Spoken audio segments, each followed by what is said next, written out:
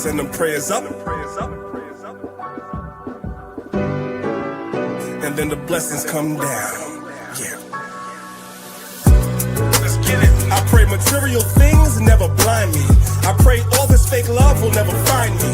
I pray I don't have fear for any other man. What I pray for the most is that you understand. I pray material things never blind me. I pray all this fake love will never find me. I pray I don't have fear for any other man. And what I pray for the most is that you understand. If you say you're a king, you gotta have the standards. I say that I pray when I don't have the answers. Don't know the way, then prayer has to come in. It's okay to pray and don't ask for nothing. Ready for war, but I pray for peace. Know the book says, don't let your prayers cease. Pray for the strength to pray for enemies. Pray to forget these childhood memories. But only size 11s is the wrong shoes any day. Cowboys team, man, you're gonna lose anyway. Don't come for me, sorry, I don't got a team. Can't be MLK if I never said I got a dream. I pray to Yahweh that he bless you. I pray that you pass, cause life will test you. I pray on the days that things are stressful. Remember, Israel to God is something special. I pray material things never blind me. I pray all this fake love will never find me. I pray I don't have fear for any other man. What I pray for the most is that you understand. I pray material things never blind me. I pray all this fake love will never find me. I pray I don't have fear for any other man. And what I pray for the most is that you understand. Yahweh Shah came so he could feed his people. Solomon prayed that he could lead his people. Wise as he was, he didn't see the evil. I pray for the day Yahweh frees the people. Babylon the Great breaking all walls down. Kanye's song, when it all falls down. I pray every day, that's a part of me, that we all celebrate like classic R&B. Cool in this gang, there's so many speakers. I pray that you learn, we have so many teachers. I pray for the kingdom, cause it needs to come. I pray for Isaiah 14:1. Always be thankful, what my lady said. Don't ask for much, just my daily bread. I pray on the days that things are stressful. Remember, Israel to God is something special. I pray material things never blind me. I pray all this fake love will never find me. I pray I don't have fear for any other man. What I pray for the most is that you understand. I pray material things never blind me. I pray all this fake love will never find me. I pray I don't have fear for any other man. And what I pray for the most is that you understand. We send the prayers up, and then the blessings come down. Prayer is y'all weapon, y'all. Make sure you pray every single day.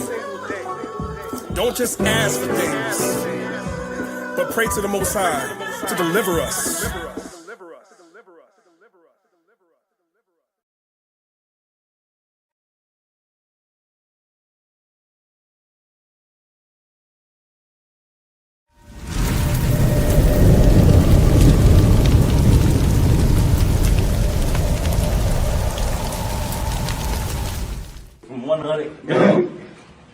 God had his hand on me since before the womb. I didn't know what that meant until I read the Bible. Amen. I didn't know what that meant until I read the Bible. He had his hand on me since before the womb. You think I started in the womb? He had his hand on me since before the womb. Like, oh, this is going to do this. He's going to make this happen. He's going to touch this person. He's going to touch these people. He's going to... Yo, I am God's child. I am God's child. I am God's child. Yeah! The gyms are closed. I gotta get this aggression out. Let's go. I describe myself as cold with a conscience. Can't roll with the nonsense. Don't mistake the cover of the book for its contents. I might show you kindness, swim with the piranhas.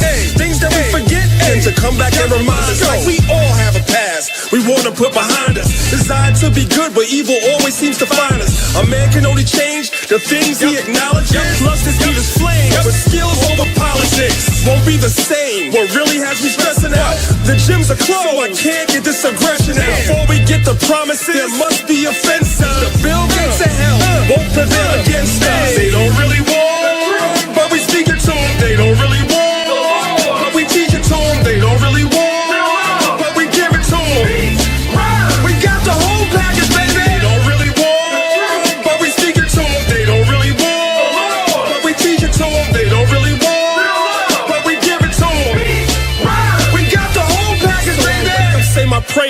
Thank God for blessing me, my life's an open book. Could that be why they're testing me? Maybe everything I do is done out of necessity. Stock is on the rise, I think you should invest in me. It's not strange, I'm money like blockchains. Except the things in life that I cannot change.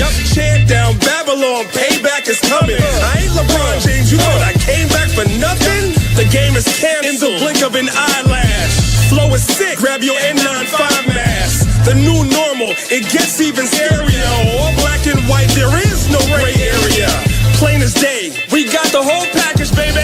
Competition, their rhymes are all average. And that's my 16, nothing else to say, y'all. 5G raps, find me under the radar. They don't really.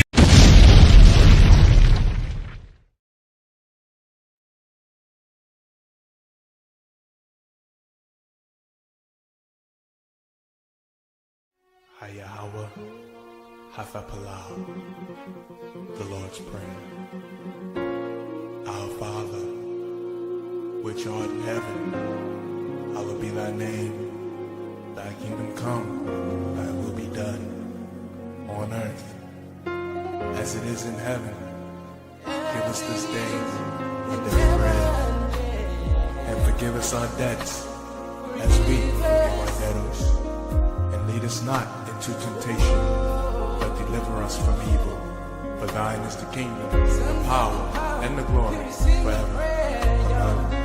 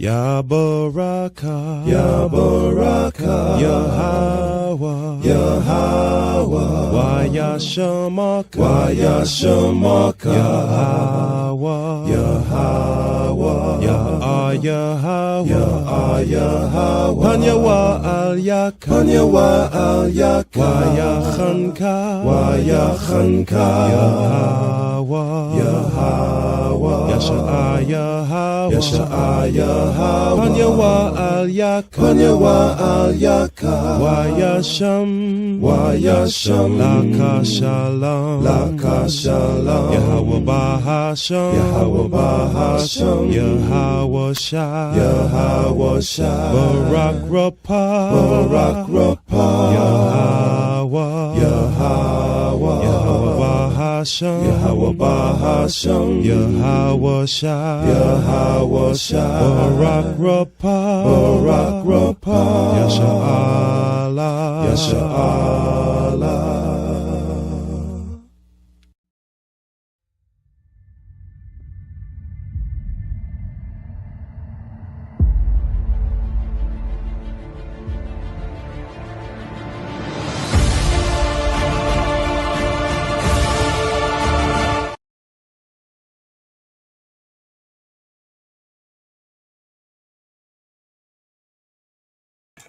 Well, what's going on, brothers and sisters? What is going on? What is going on?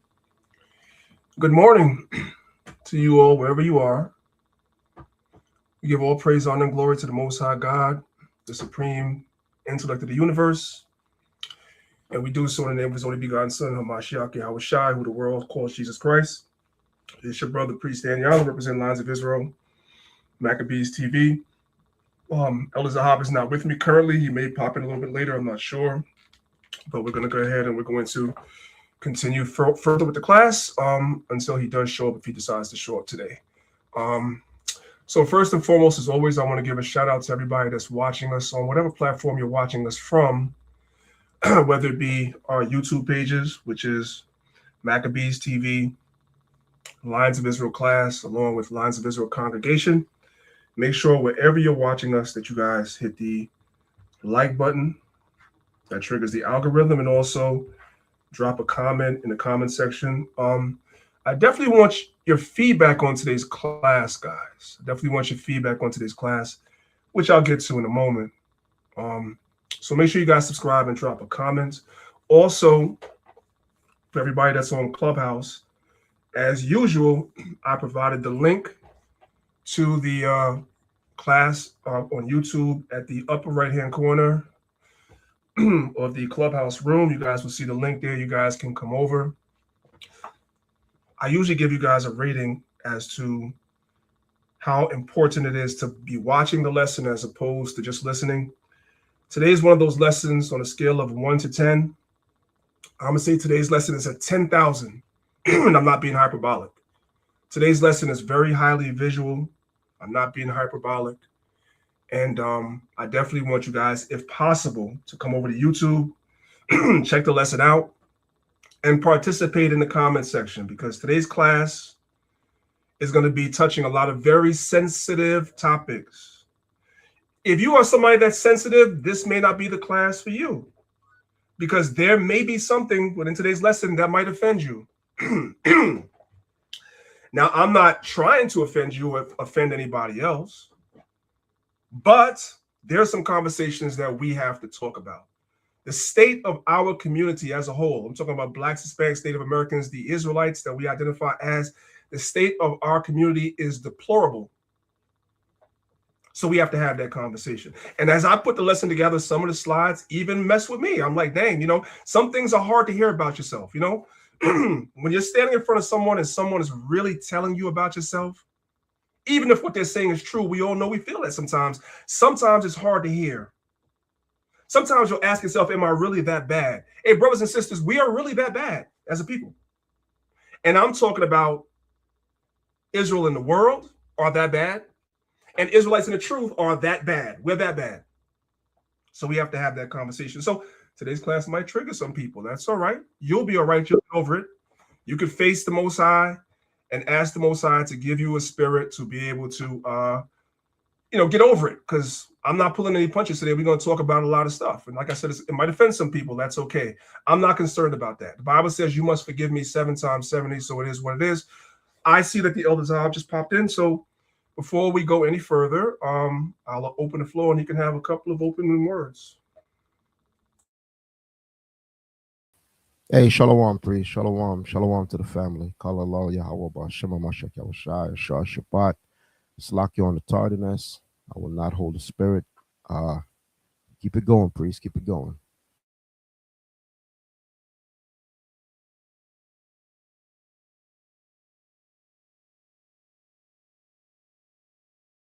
Can I be heard?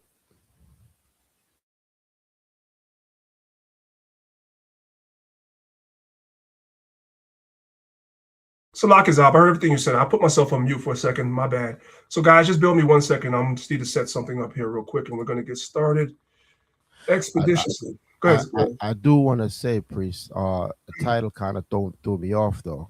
Don't you know we're living in a conscious community now, man? You have to be sensitive to people and their plights. The title says it takes a village. But what if that village is the R word? More priest, I might have to report you, brother. You might have to. It's not, those people are not called R words anymore. They're mentally challenged, man. So you might have to change that, brother. Nah, but I get the point, though, man. There's a lot of R stuff going on in the community. And I don't know if the spirit, if it's going to take you into certain things dealing with, like, for example, this whole fad, this whole craze of our people walking graduation stage and not that all type of wicked stuff. Or you're not going there? Okay. It ties into it. Like, we can add that in. I mean, I could even add that slide while we're talking, because it's just ridiculous. I might just grab that while we're talking. But brother, go in the spirit. I was just bringing it up because it's on my the same timeline. It's the same. It's of course it's you know, it's the same thing that's on all of our timeline, and it's just ridiculous. You know what I'm saying? What's going on with our people? I definitely have something similar to that in the presentation. I'm kind of slow at the time because I'm going ahead and grabbing it. Why not? We might as well talk about it. Why not? Go ahead and talk for a second, brother. Go ahead and talk for a second. We got time today. Back in the days, there was a saying, right? I don't know who came up with it, but it was a saying: you follow a stupid child home, right? And you'll see stupid parents. I hate to say that, but you know, a lot of it got to do with the upbringing of the child, right? And we know the scriptures say, raise up a child the way in which he's supposed to go, and when he get old, he shall not depart. So it splits 50-50 when a child becomes older and they want to rebel, as is the case, especially with boys, sometimes girls, but a lot, mostly boys, right? They want to test themselves. They want to feel in themselves. They feel as though they don't have to listen to dad or mom no more. I get it.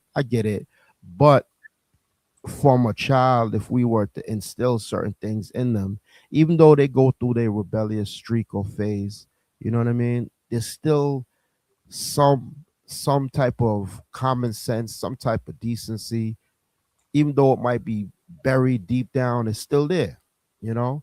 So I guess at the end of the day, it's 60% upbringing based on the parents, right? And then the rest is just the child. Because if a child gonna be wicked as hell, it's nothing. There's nothing we could do about it. You know what I mean? There's nothing we could do about it. And Esau knows that, and they do things that is gonna come back and backfire. But for now, I see Esau passing laws. I don't know if y'all see this in the chat or, you know, brothers and sisters watching. I forgot what state it is. They're saying that if they have what is known as like the teen takeovers, right? That's when a whole bunch of young kids, they rush the mall or whatever the case may be. They just gather and start doing stupid stuff. I believe it's Florida. They said that they're going to charge the parents. That's what they said. And other states now, are going to follow. It was Florida? Other states are going to follow. Right. And you know what? I can't say I'm totally against that because, well, we'll get into it in the lesson. We'll get into it. I mean, again, that one is split down the middle with me because you got, God forbid, let's say, you know, and I'm just using mercy and compassion, right? Say a sister, you know, she ain't got no man. She got, you know, boys turning teenagers. There's no fatherly figure in the house. They running wild, right? They get caught up. They gonna throw her in jail. You know what I'm saying? I get what you're saying. So you got to kind of use mercy on some levels, and then you can't on the other levels because they know right from wrong. They know they ain't supposed to be running up in wherever they running up in, trying to do things. So it's like you got to hear them out and judge wisely type of situation, you know. But our children definitely, man. Our children, they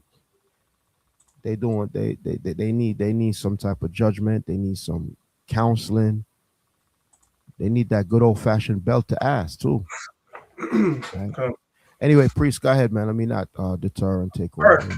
So let's get into it, brothers and sisters. Again, for you guys on Clubhouse, as I mentioned, the link is at the top of the room. Today's class is on a scale of 1 to 10 is 10,000. You're much more likely to get something from the class by watching it as opposed to just listening, because I'm going to be playing a lot of videos and giving a lot of commentary, as has been the case. So you guys see the thumbnail, right? You see the difference between the younger children and the older children, right? And so the parents are proverbially in this picture trying to shield their children away from possibly ending up like the teenagers or the young people here that are to the right of the image. And today's class is called It Takes a Village, right? You guys know that what that saying is, right? It takes a village to raise a child. But I kind of switched it. It takes a village. But what if that village that it takes is filled with retards? Now I tried to get AI to put that caption in, it would not do it. I guess that word retard is not it's not a friendly word anymore. As Ahab said, we have new words now. But I really, just from observing our people, and this is just me speaking, if you're offended, you'll live. Our community is filled with retards. And it's not what you think. I'm not talking about people that are developmentally challenged. I ain't talking about them. We're going to find out what that word retard means, because it actually means something. It has a meaning. Let's start off with the book of Psalms, chapter 78, starting from verse number 1.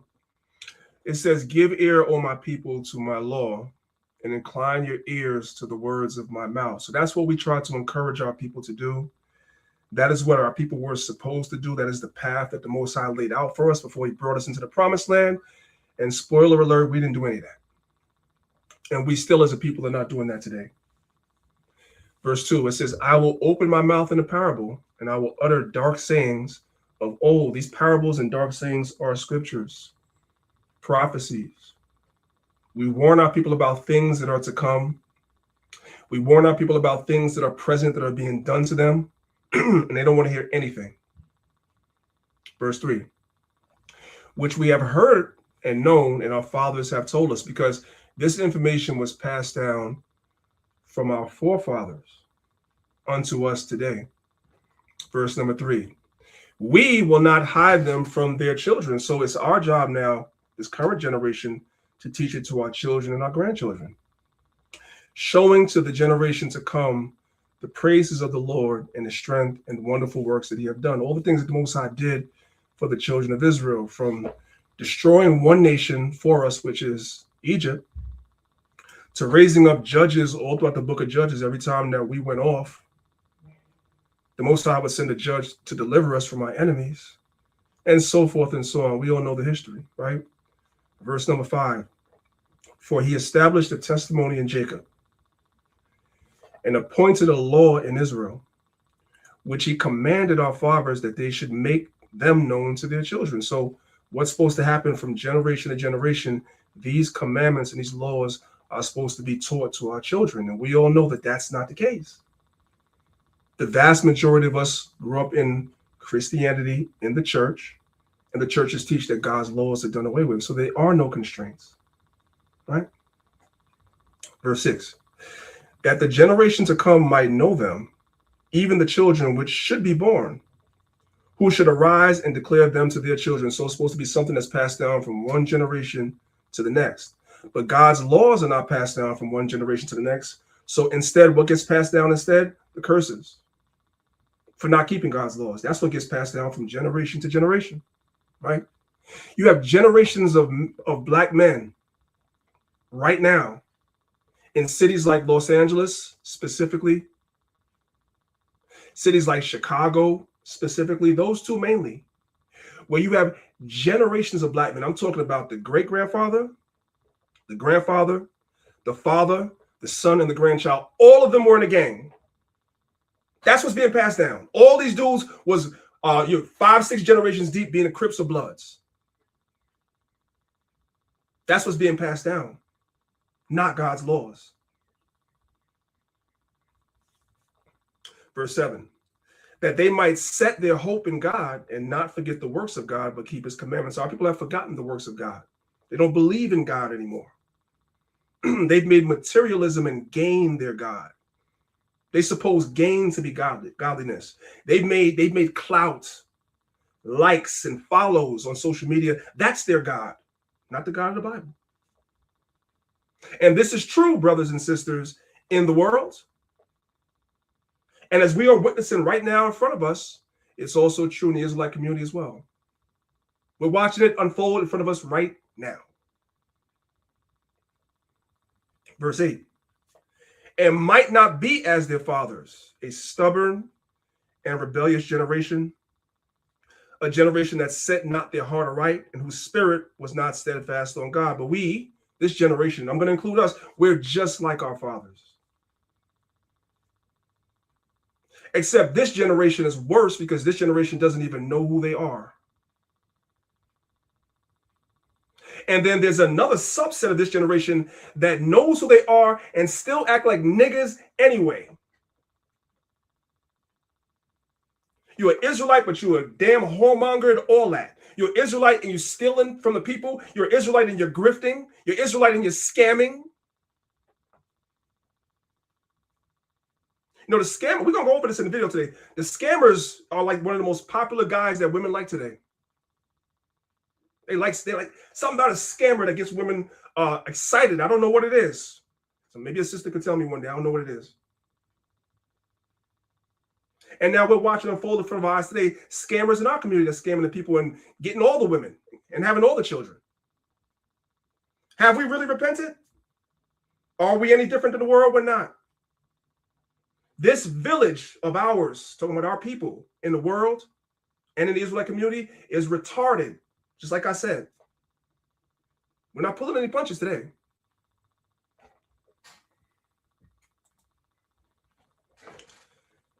Let's go to the book of Jeremiah, chapter 6, verses 15 through 17.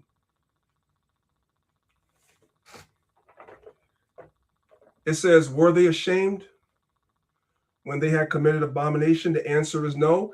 The ancient Israelites during the time of Jeremiah was not ashamed when they committed abominations. And the modern Israelite community, as we're seeing, commits abominations and they're not ashamed. Nay, they were not at all ashamed. Neither could they blush. Therefore, they shall fall among them that fall. At the time that I visit them, they shall be cast down, saith the Lord. Thus saith the Lord, stand ye in the ways and see the old paths. Where is the good way? And walk therein. We're supposed to look and see when things were going well for our people. And those are the things that we're supposed to follow. I'm talking about the biblical example, but even modern contemporary examples too. In our community, and I'm going to specifically speak about foundational Black Americans,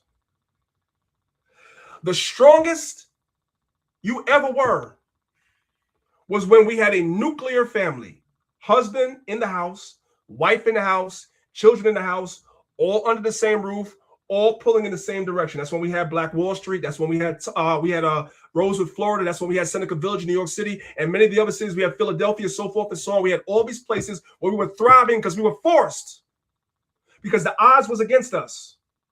So what that should show us, those old paths should show us, we're stronger together than we are separated. Does everybody understand? And then you add on top of that the scriptural examples, and it's clear. But modern society has told us to be individualistic, to be selfish and self-centered. Verse 16 again, it says, thus saith the Lord, stand ye in the ways and see, and ask for the old paths, where is the good way, and walk therein, and ye shall find rest for your souls. But they said, we will not walk therein. We don't want to do stuff like the old school anymore. This is what you hear the young people say right now. We're not your grandparents.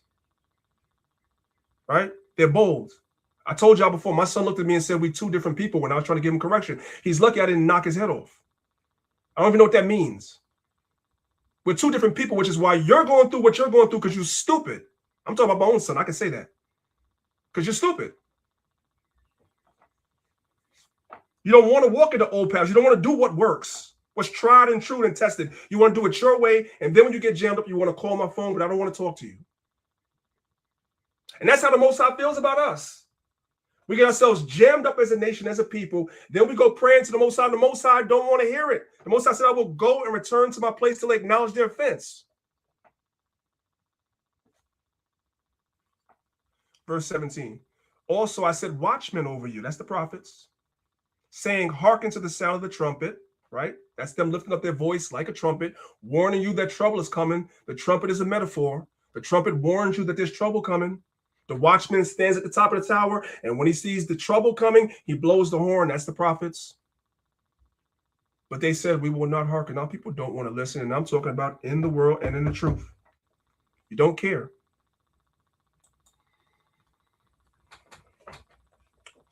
Let's go to the book of Wisdom of Solomon, chapter 2.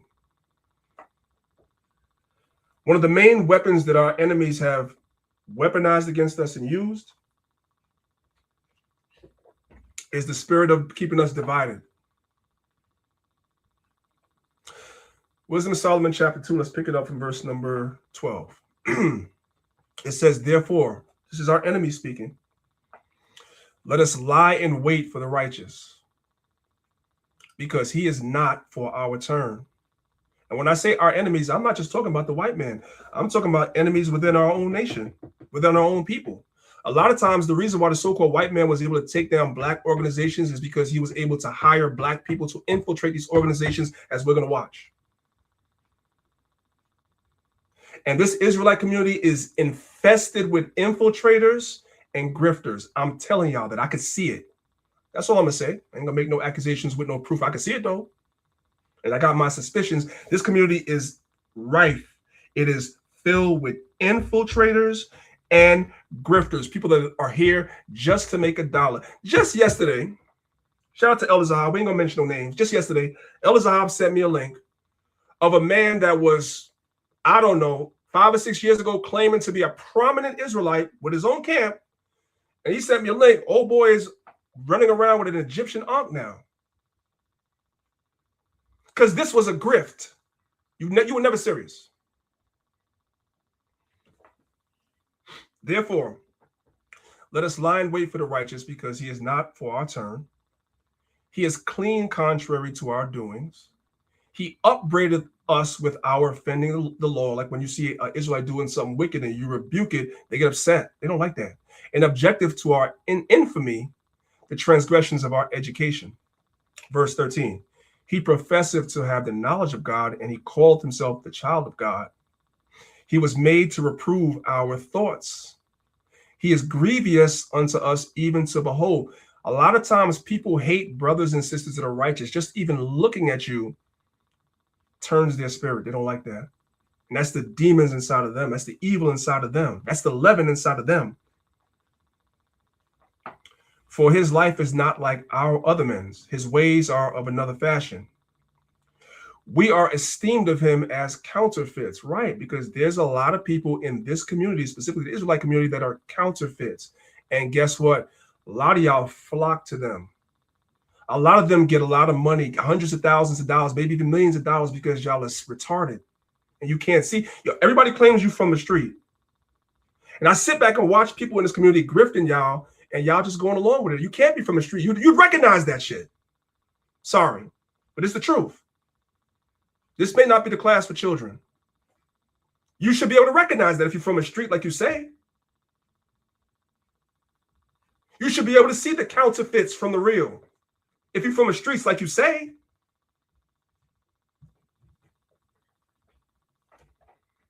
Verse 16. We are esteemed of him as counterfeits. He abstaineth from our ways as from filthiness. Like, yeah, righteous brothers and sisters don't want to keep company with other Israelites that are not righteous, even if they call themselves Israelites. You don't want to be around them. The Bible tells us in the book of Jude, it says, Job was vexed with the conversation of the wicked. You don't even want to be around people talking wickedness. You don't even want to be around it. It makes your skin crawl. He pronounceth the end of the just to be blessed, and maketh his boast that God is his father. Let us see if his words be true, and let us prove what shall happen to him in the end. So this goes to, like I said, our people, but also the other nations, Esau as well. They have the same mindset.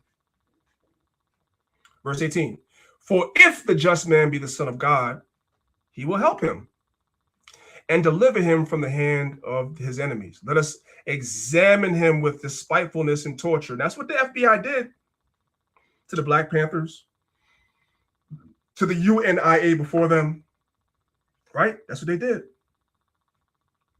Let us examine him with despitefulness and torture, that we may know his meekness and prove his patience, because the time is going to come, just like during the time of the apostles, brothers and sisters, their patience had to be proven, right? These guys were waiting after Yahushua was crucified. These guys were hiding out. I don't know if you guys read the gospel in a while. They were hiding out for fear of the people. And they had to be patient that everything that Yahushua told them was going to come to pass was going to come to pass. Verse 20, let us condemn him with a shameful death. And that's what they did to the prophets. That's what they've done to a lot of freedom fighters that fought for our people for real, sincerely. And guess what? If they can help it one day, that's going to be many of us too, the ones that are righteous. When I say us, I am not including myself, because I don't know what God has in store. I'm saying this is the mindset that they have. For by his own saying he shall be respected. So let's go ahead and let's play this video real quick, The video is kind of self-explanatory. I'm trying to get us into a mindset because I'm going someplace with all of this. The main thing that Esau does and uses, his greatest weapon against our people, is division. So when you see division being circulated amongst our people in the world, for instance, old against young, man against women, right? Children against parents, West Indian against Haitians, Dominicans against Haitians, Jamaicans against foundational Black Americans. Yes, we have different cultures because we were brought up in different parts of the world, but we know through scriptures, the scripture is the thing that unifies us. We're the same people. So there can be a level of delineation as the word is being used to a degree, yes. But there should never be a full separation because we're the same people. And they've used the same tactics that they've used on foundational Black Americans. They've used those same colonial tactics in the Caribbean and around the world while people are scattered everywhere. Let's go ahead and let's watch this video real quick. Let me turn the volume all the way up. All right, let's go.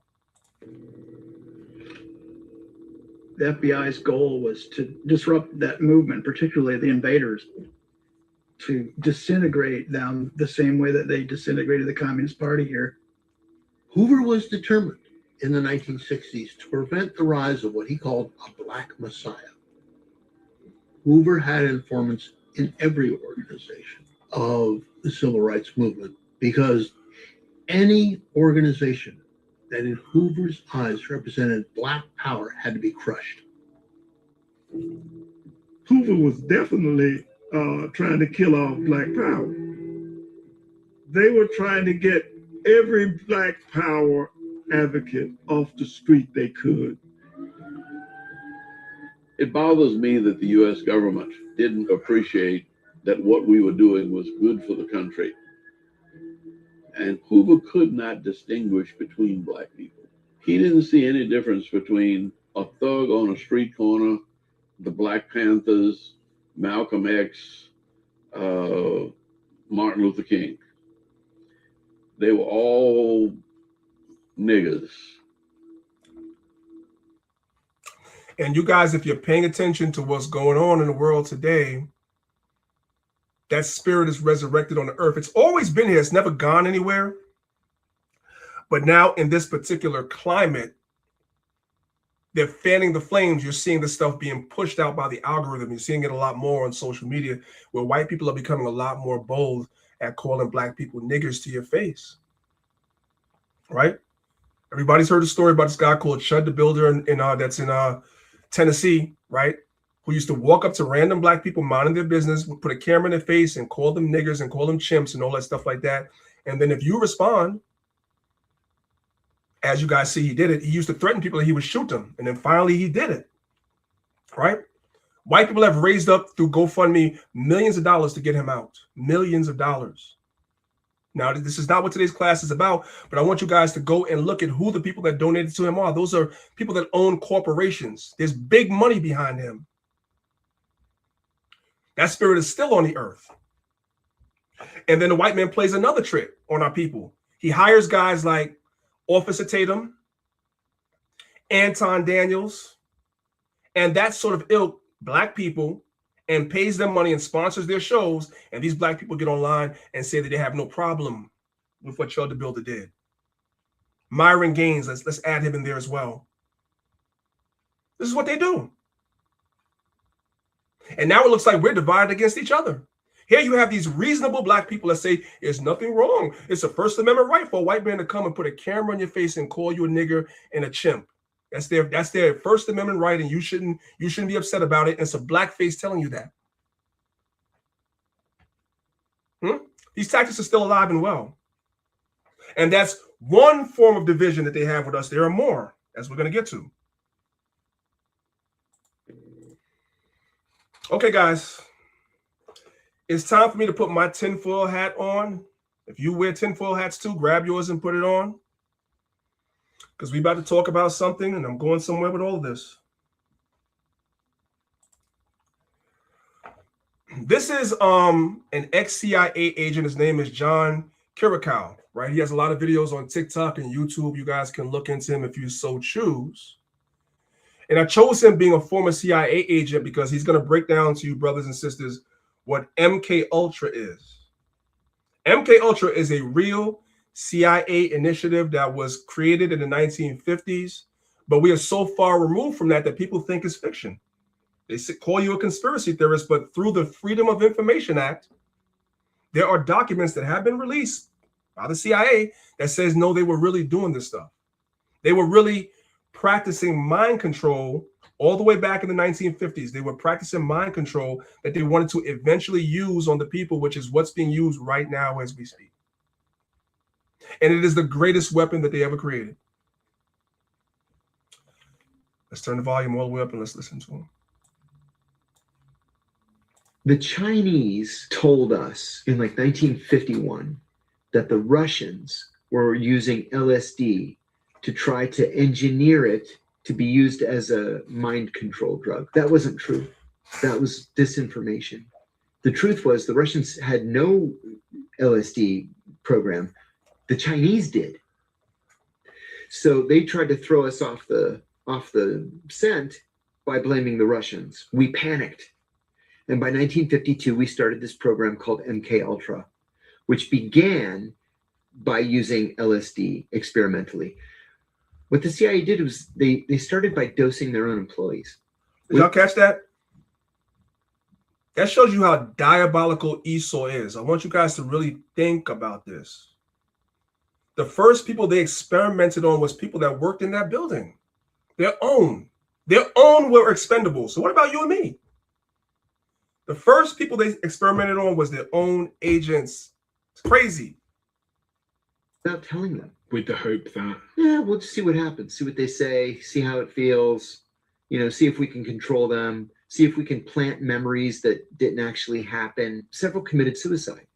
One jumped out of a hotel window. And then they decided, no, it's not a good idea to dose our own people. Let's just dose strangers out in public. So they went to San Francisco. They rented a safe house. And they hired prostitutes to go out on the street, pick up Johns, bring them back to the safe house. Johns, people who hire prostitutes, men who hire prostitutes. Dose the Johns with LSD and just see what happens. But, I mean, these are like serious crimes you're committing against people. Just reading about it here, it says, the CIA doesn't answer to anybody but the president, ladies and gentlemen. That's why they're able to do that. And he's going to explain that to you. Congress tried to take them up on that and hold them accountable, and they could not hold them accountable because the CIA doesn't answer to anybody but the president. That's it. Freeze, if I could. All keep in mind, brothers and sisters, there's no such thing as an ex-CIA agent. Wait. Say that again? Keep in mind, there is no such thing as an ex-CIA agent, right? Fair enough. So whatever information is being released, come on now, there's no such thing as an ex-CIA agent because their whole purpose is deception. Just like we recently started understanding the difference between misinformation and disinformation. All that was going on through the quote-unquote Cold War era. And that's in the 60s and 50s. And we just hearing about this now. Or maybe they're just allowing it to be heard about now. You know what I mean? So just keep that in mind. Take it with a grain of salt. Not saying what he's saying is not true, but be objective at all times. Crimes you're committing against people. Just reading about it here, it says, under Operation Midnight Climax, the CIA paid sex workers to lure men to safe houses where agents drugged them and then watched them through one-way mirrors and recorded their behavior. Exactly. They tried to erase their personality. Nice, huh? The goal was often to break and rebuild the human mind.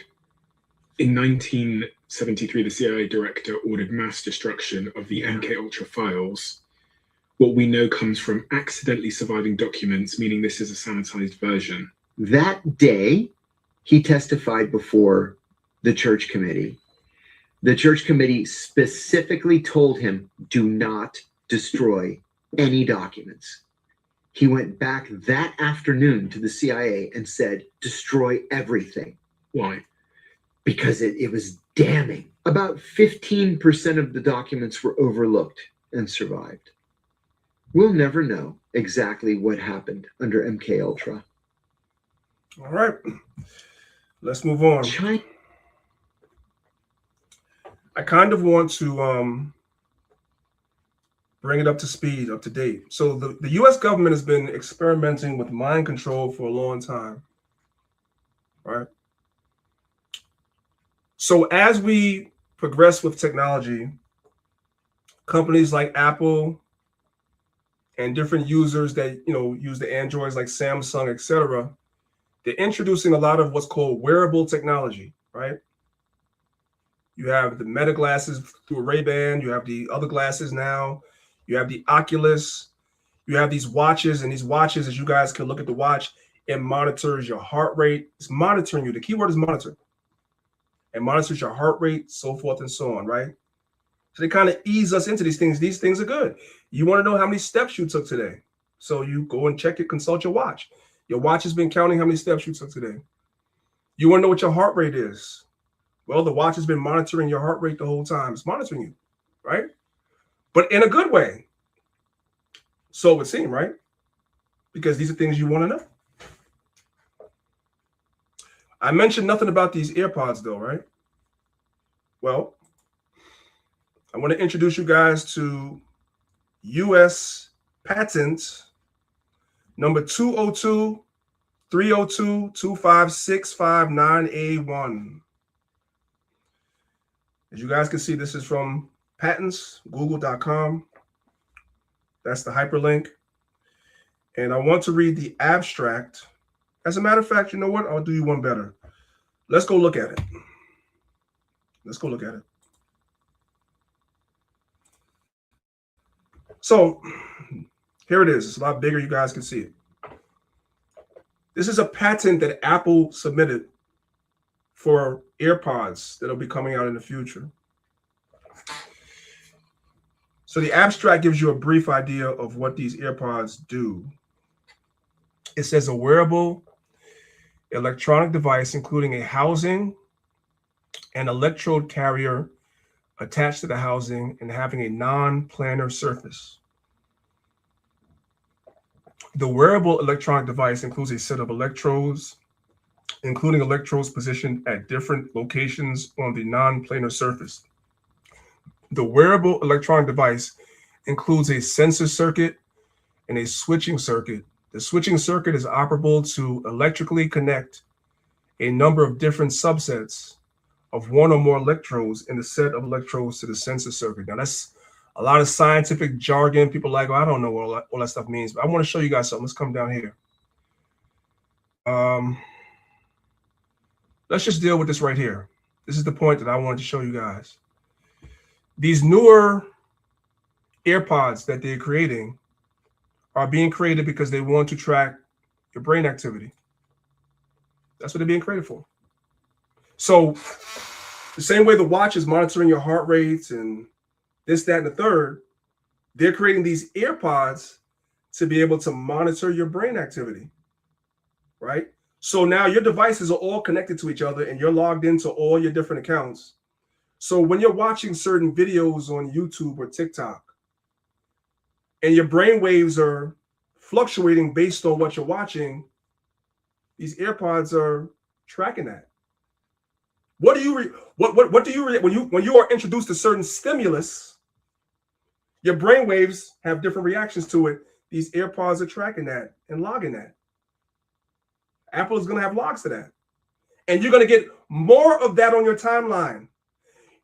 On TikTok, you're going to get more of that stuff on your For You page. So for, are you guys understand what I'm trying to tell you? That's what this is for. What your brain, whatever stimulus your brain is exposed to, and you have a certain reaction, your timelines, your For You pages, your algorithm is going to give you more and more of that. It's mind control. That's what it is. It's genius, though. Why do your AirPods need to track your brainwaves? For what?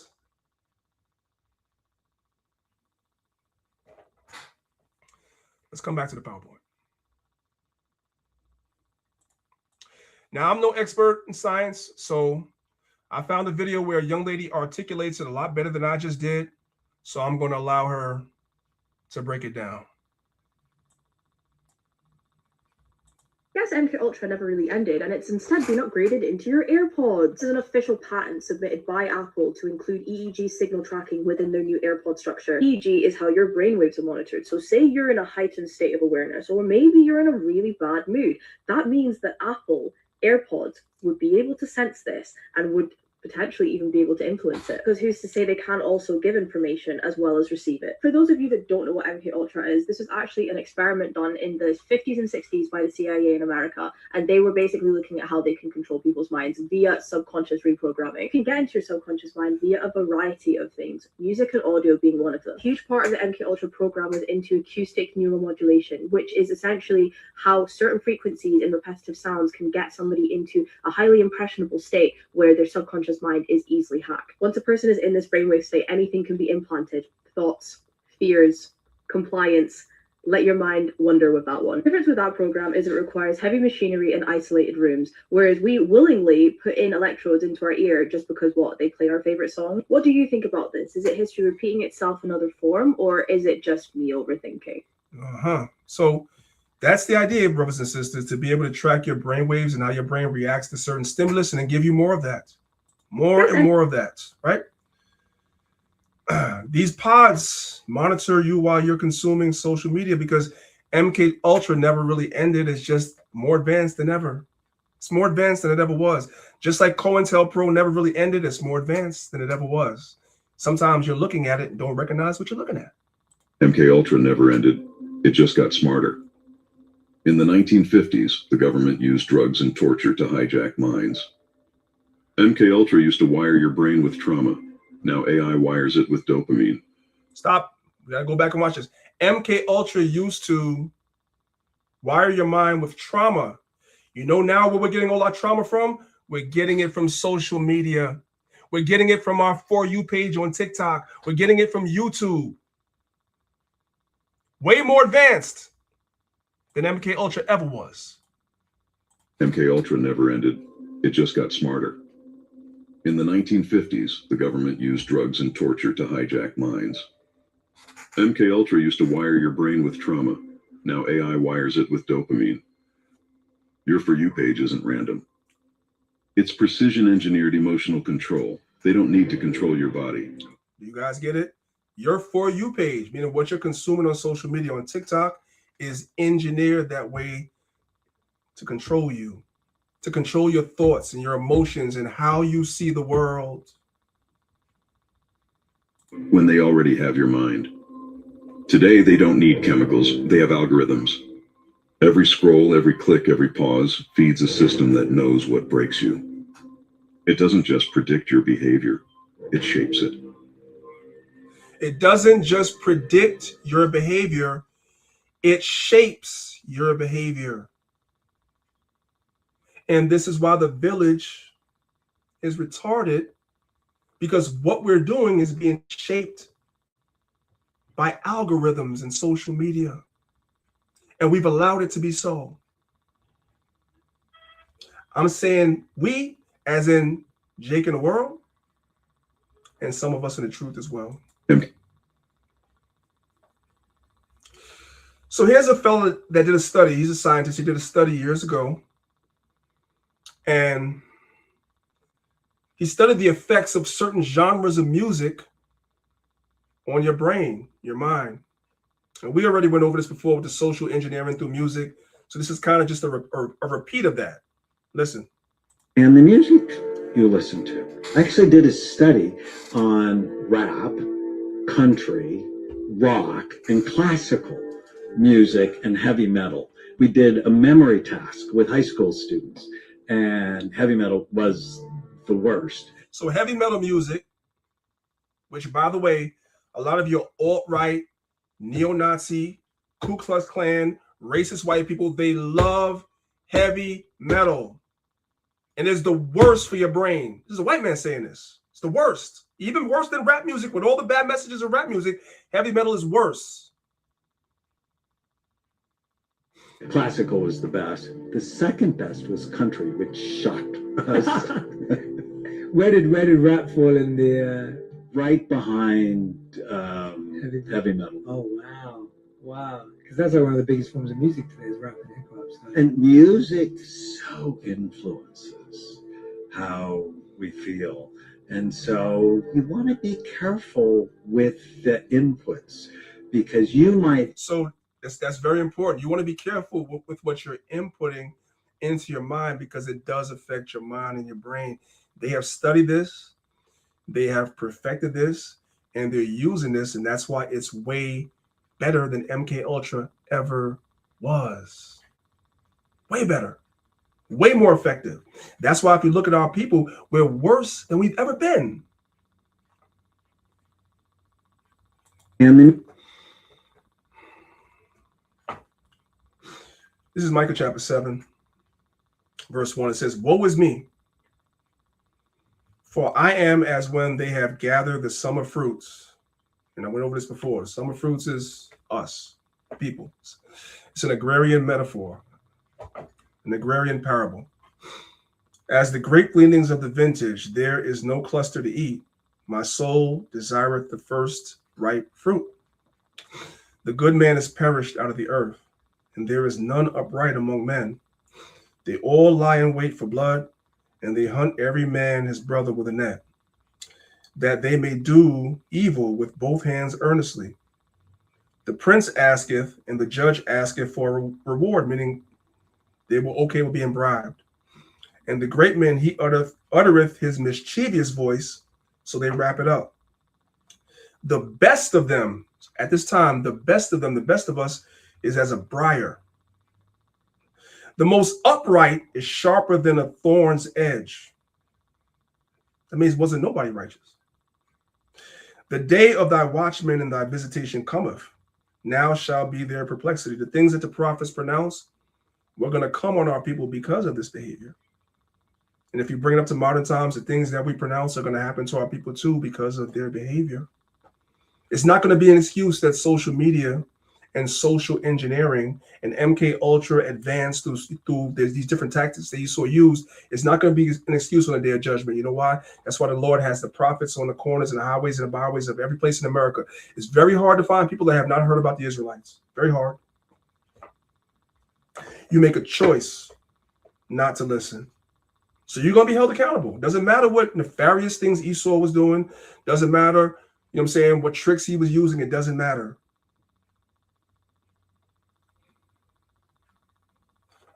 So this video is where I got the topic from. So I'm going to let the brother talk. This is where I got the title of the video from, or the title of today's topic from, is from this video. You know how we say it take a village to raise a child? But what if the village is retarded? What you think it's going to produce? And the village is retarded. And we see what the village has produced. Now, you know how I keep using that word, which is not a very popular word anymore because it's offensive to people that might have developmental issues. I'm not using it in that term. So let's go and let's look at what the word retard actually means. Because it became a pejorative, meaning an insult, but the actual meaning of the word means something way more. The word retard is a verb. It means to delay or impede development or progress. So when we say the village is retarded, meaning that we are our own impediment to being delivered. We are our own impediment to being a better community. We are our own impediment. We're doing this to ourselves.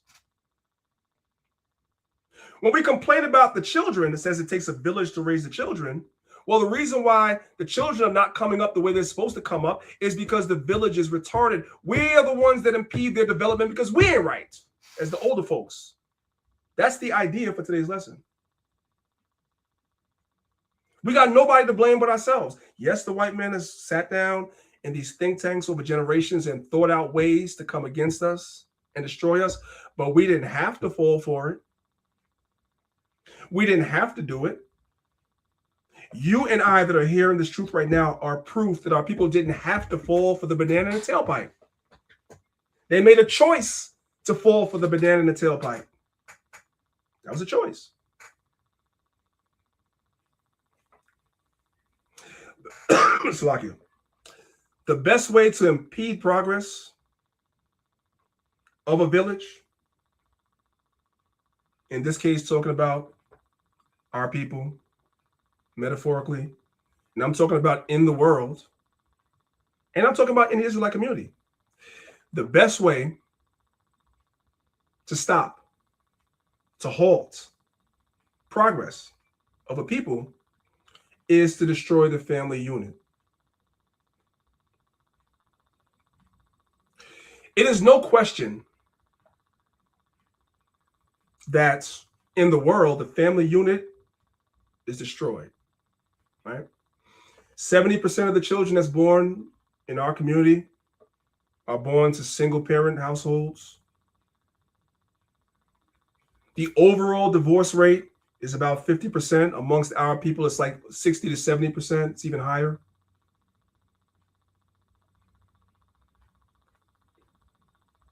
You destroy the family unit, you destroy the village. Is everybody following along? Okay. Now we're going to get into the parts of the lesson that will offend some. You'll get over it, though. I'm not worried about it. So here we have an image of a young lady that feels as though she has the illusion of choice. On the left-hand side, we see a gentleman there dressed very nice in a nice suit, clean cut.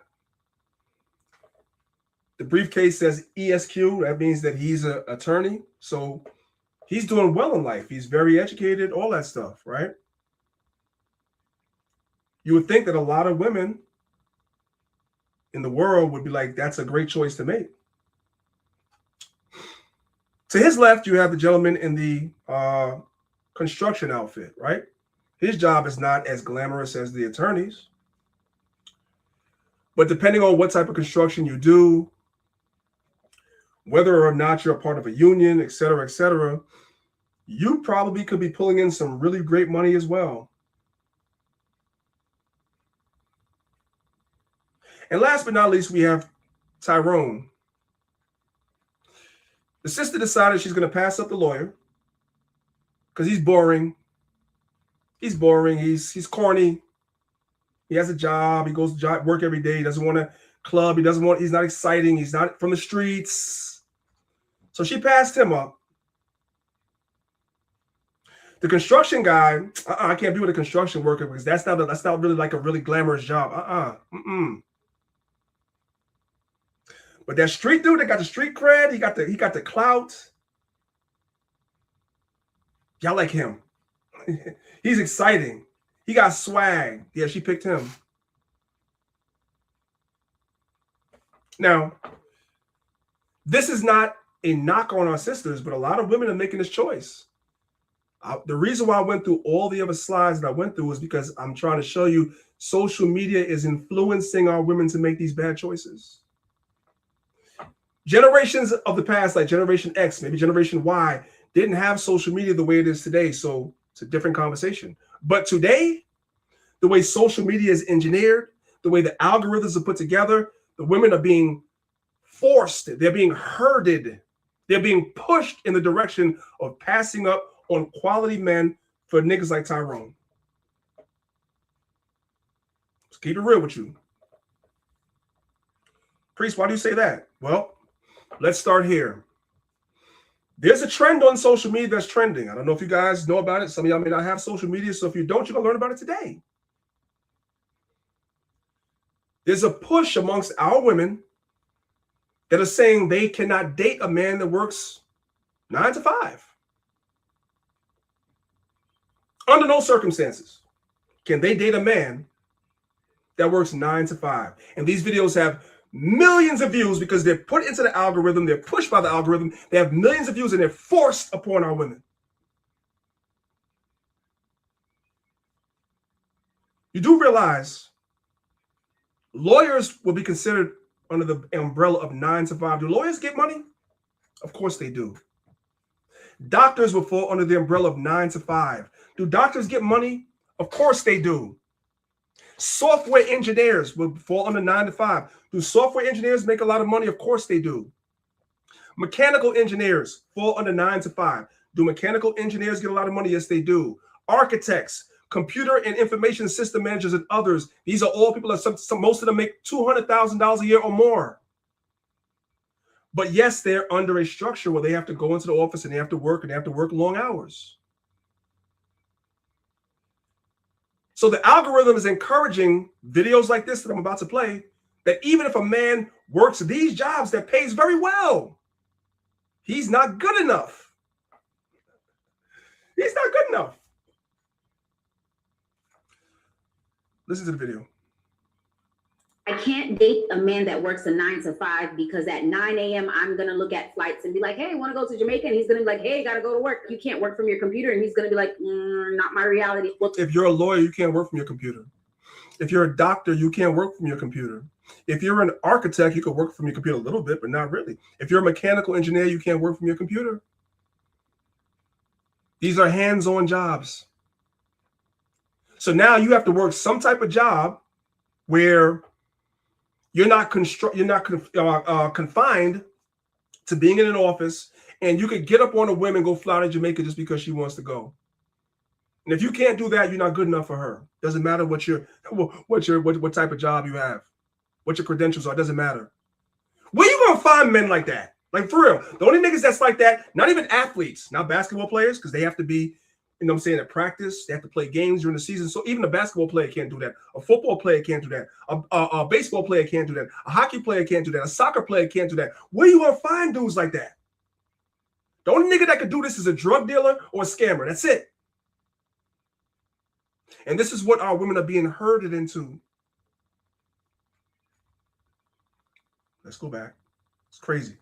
Can't date a man that works a 9 to 5 because at 9 a.m. I'm going to look at flights and be like, hey, want to go to Jamaica? And he's going to be like, hey, got to go to work. You can't work from your computer. And he's going to be like, not my reality. Well, the reality you're in and the reality I'm in is two different realities. I want to go eat lunch in Jamaica and come back. Star, why won't you be with someone more humble? Because I don't plan to dumb down my life. I don't want to live regular. I want to do the most. I did not make all these sacrifices, stay up late at night, walk in the rain with packages and orders, burn my pum trying different products to be with a man that just wants to live regular. While I'm here on earth, I want everything earth has to offer. So she's saying a lawyer is regular. A damn doctor, a surgeon that went to school for, man, maybe 12 years to get that is regular. I don't, listen, if an attorney is regular, if a surgeon is regular, I'm gonna speak about me. I'm cooked. I'm cooked. It's over for me. I'm just telling you, this is crazy. I want to be extra. People think being with a rich man has to do with money, but it has to do with character. It has to do with how much you're willing to sacrifice. It has to do with ambition. It has to do with your intelligence. I'm just saying. Wait, ambition, intelligence, that's all these professions require that. What is she talking about? She's talking to hear herself talk. You can't be a lawyer and not be ambitious. You cannot be a doctor and not be intelligent. What in the French toast is she talking about?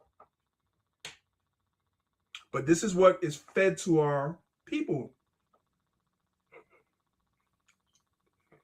It's sad. This is how you destroy the family unit. You make it almost impossible for our sisters to find a quality man. Nobody's saying that you got to settle for a man that doesn't have it together, that's not trying to do something with himself. But all these occupations are men that did something with themselves, and even they now don't qualify. Crazy. Crazy. Let's move on. I can't. She's not the only one. This one is worse to me. I'm going to tell you why. Y'all looking at the video? Okay. See that fella behind her in the orange shirt? That's her daddy. That's her daddy. I want you to listen to how she talks in front of her father. What type of man does she want? Listen. And as a father, this is a failure on him. I don't give a damn. It's a failure on him. My daughter cannot talk like this, and I'm with you. I'm not being nowhere around you if this is how you think. You got to get away from me. This is crazy. Put them in order. Would you prefer to date a scammer, a drug dealer, or a regular 9-to-5 guy? Drug dealer. Then what? Then what? 9-to-5. Did you hear that? Who would you rather date? A drug dealer, a scammer, or a 9-to-5? Keep in mind, 9-to-5 is a lawyer's doc. We ain't talking about Amazon. We're not talking about janitors. Okay, forget about that. I started at the top. Because obviously the lower ones are not going to mean nothing. So I started at the top. Lawyers, doctors, software engineers, mechanical engineers, architects, computer info system managers. These are 9-to-5ers too.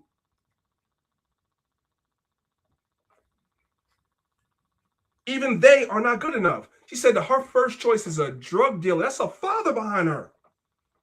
A drug dealer first, a scammer second, and a 9-to-5 guy last. Hey, Salakia Priest, can I say something real quick? Yeah. The couple of slides before, you were talking about MK Ultra and dealing with the mind and the brain and things of that nature, right? This is the same thing that's going on here. You know what I'm hearing? I'm hearing they got high impulse problems. You know what I'm saying? Like a 9-to-5 dude is considered boring. Why? Because he's not stroking your impulse. The other sister before says, oh, I wake up 9 o'clock. I want to jump on a plane. Who does that? That's people who are high impulse. They have high impulse behavior. You know, a lawyer, he has a strict schedule. You know, a doctor got a strict schedule. You can't just get up and go. You know what I'm saying? Mechanical engineers, architects, these are quote unquote under the auspice of a good man, meaning that it is regular.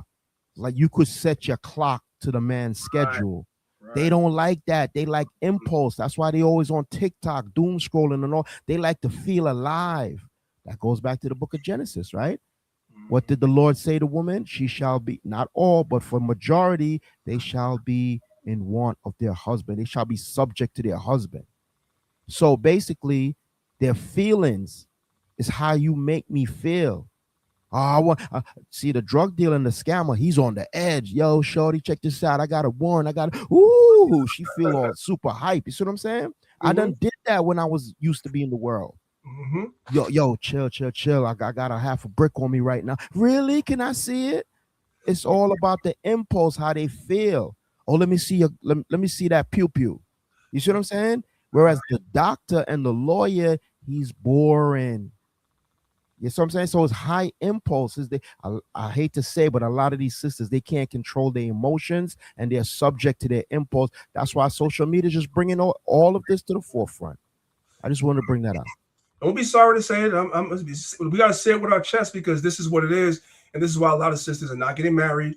This is why I would be real. This is why in our community, our women are the least married and all that, because social media is driving them to think like this. They have that hive mindset. They all think the same because they're being bombarded with all these people that talk like this. So this is what's normal. So we're all going to think like this. This is the group think. And it destroys the village.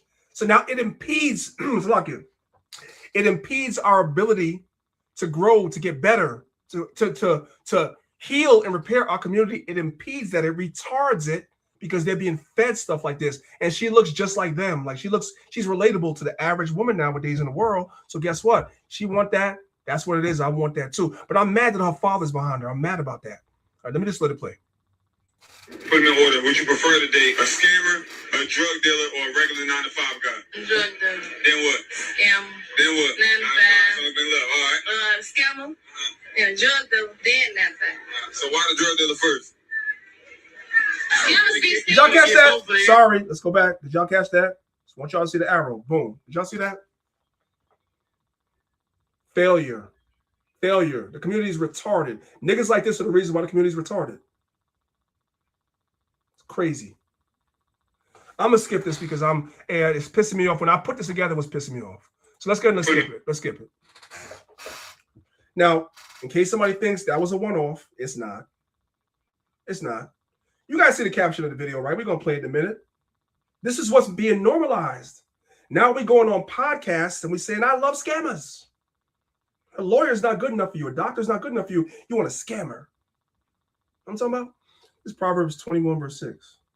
It says the getting of treasures by a lying tongue, scamming, is a vanity tossed to and fro of them that seek death. Because when you steal somebody's money by lying to them, and that could have been money that that could have been their whole life savings. It could have been something that was very important, all they had, and you steal it. That person wants to seek your life, and rightfully so.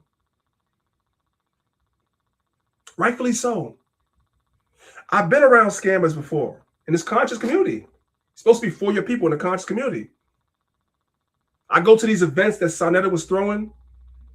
Brother Polite walks up into the daggone event surrounded by 10 bodyguards. Why? Because people wanted to, y'all know what they wanted to do to that nigga. Y'all know what they wanted to do to that nigga.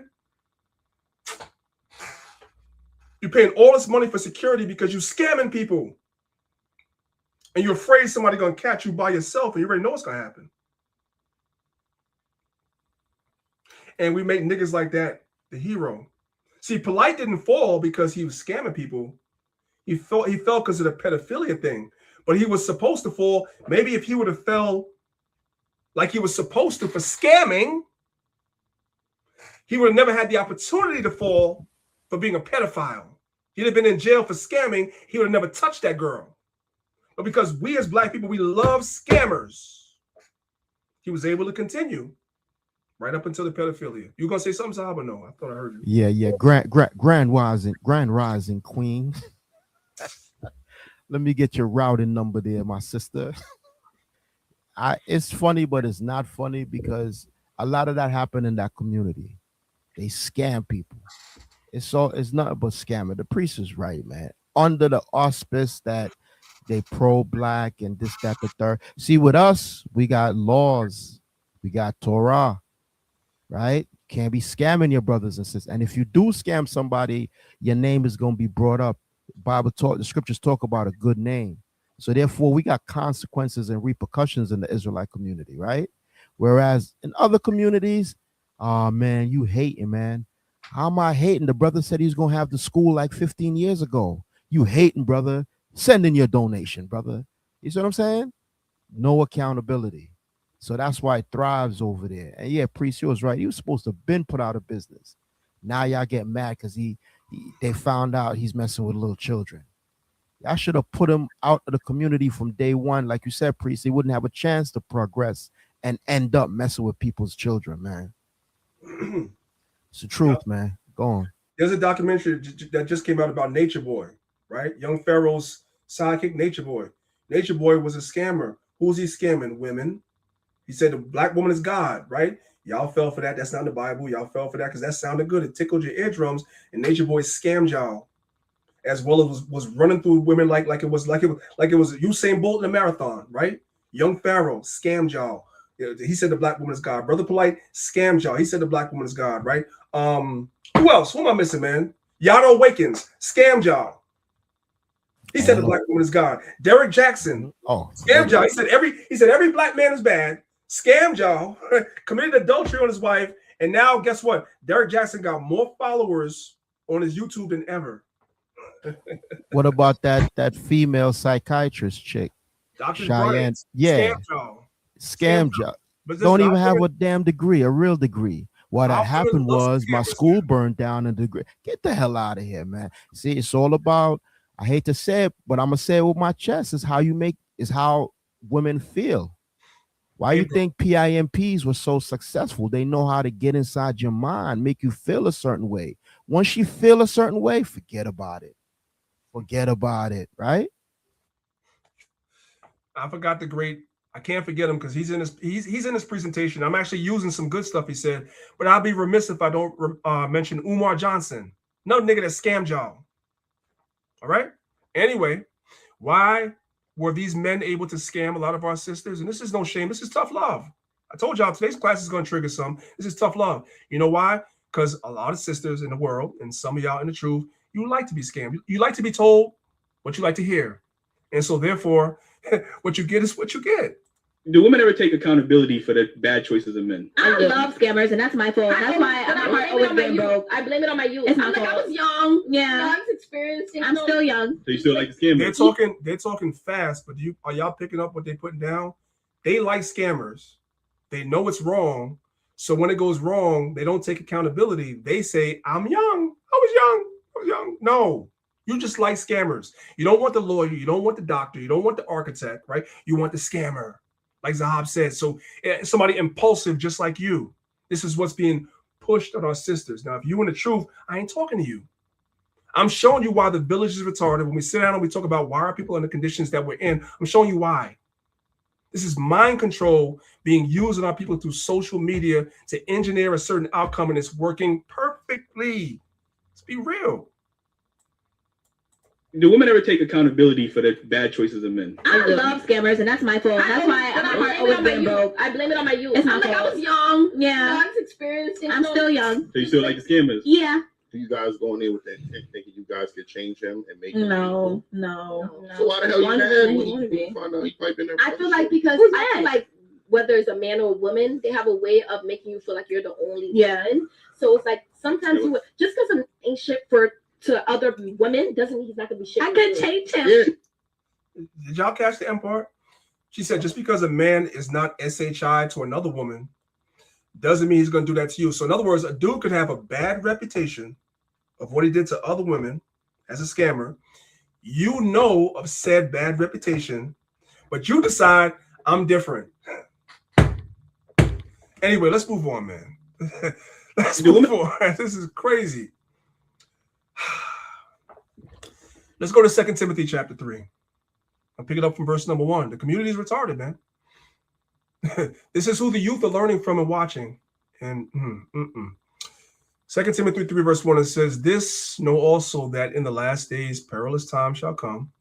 For men, and when it says men, remember we went over this like a month or two ago, even though it uses the word men, it's talking about men and women, right? Okay.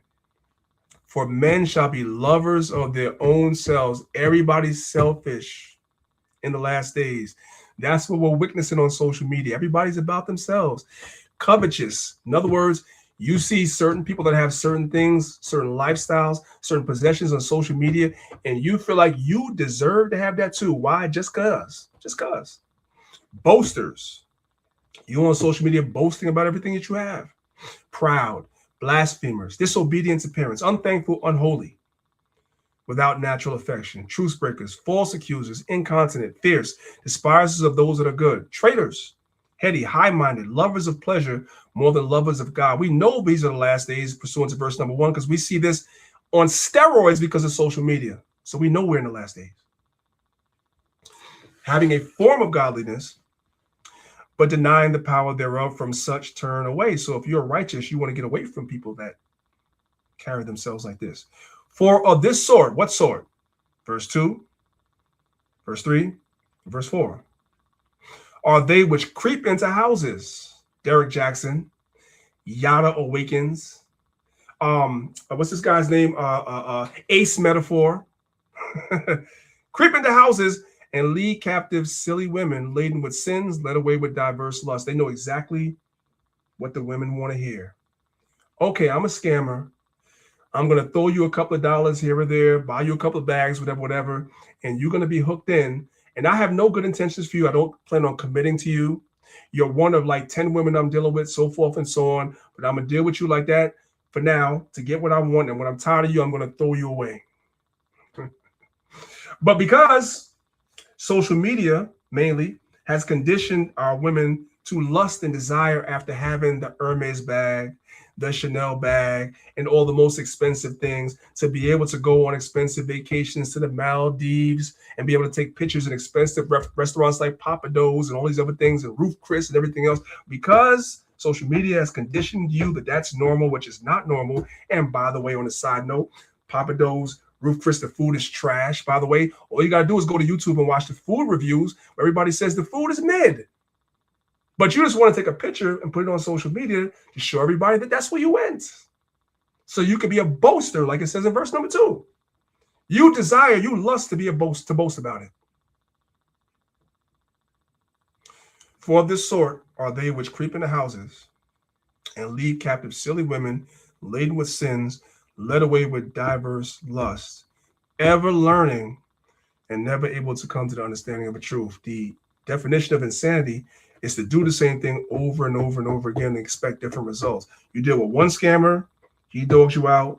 You go to another scammer, he dogs you out. You get with this drug dealer, he dogs you out. And now the lawyers, the doctors, the architects, the software engineers, all men are bad. Yeah, no, absolutely not. You date 9 to 5 men? I don't date men who have to clock in and out.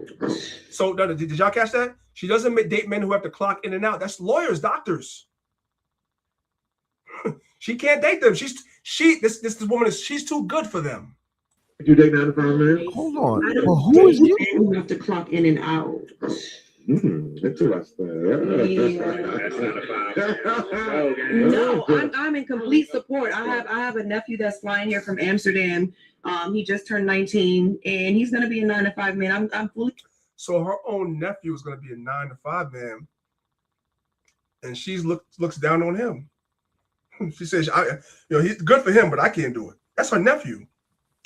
This is crazy. But look, when you look and you stack these women up, right?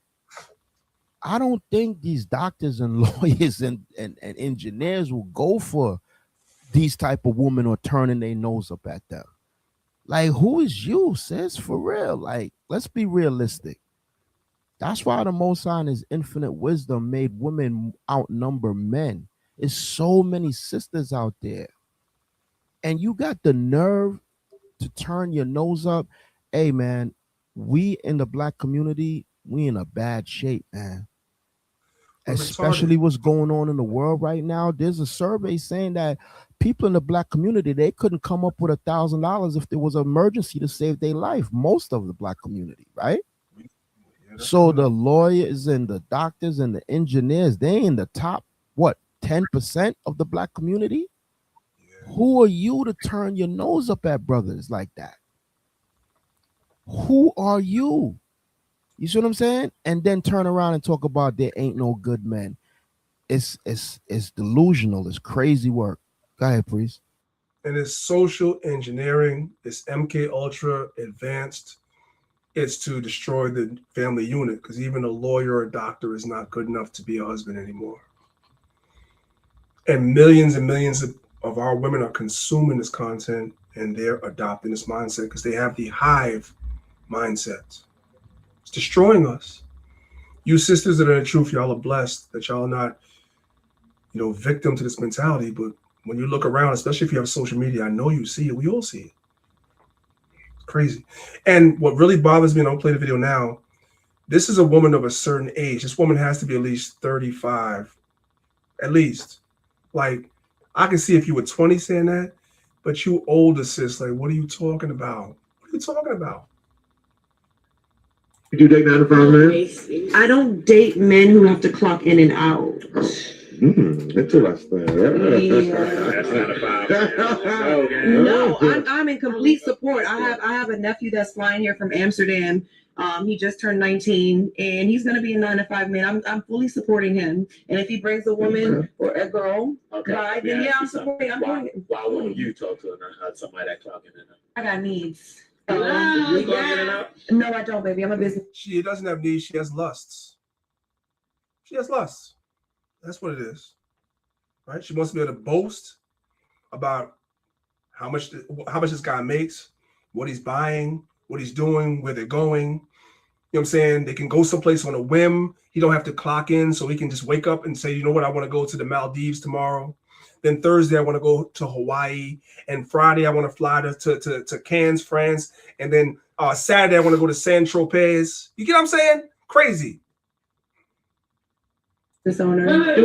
We do know there's 9 to 5 men out here that's making like 150 on average, like entry level. I like 9 to 5 guys because they cut grass and do shit like that. Not that I don't dislike 9-to-5 men because they're not getting the bag. In terms of me having needs, it's about a time issue. If I'm free and I'm free to make my own schedule, make calls, and I can travel whenever I want. Yeah, meet me there. It's not necessarily time with your person. Yeah, it's not. I want to be able to And say. the question that has to be asked, and we're going to move on because I think the point is becoming redundant.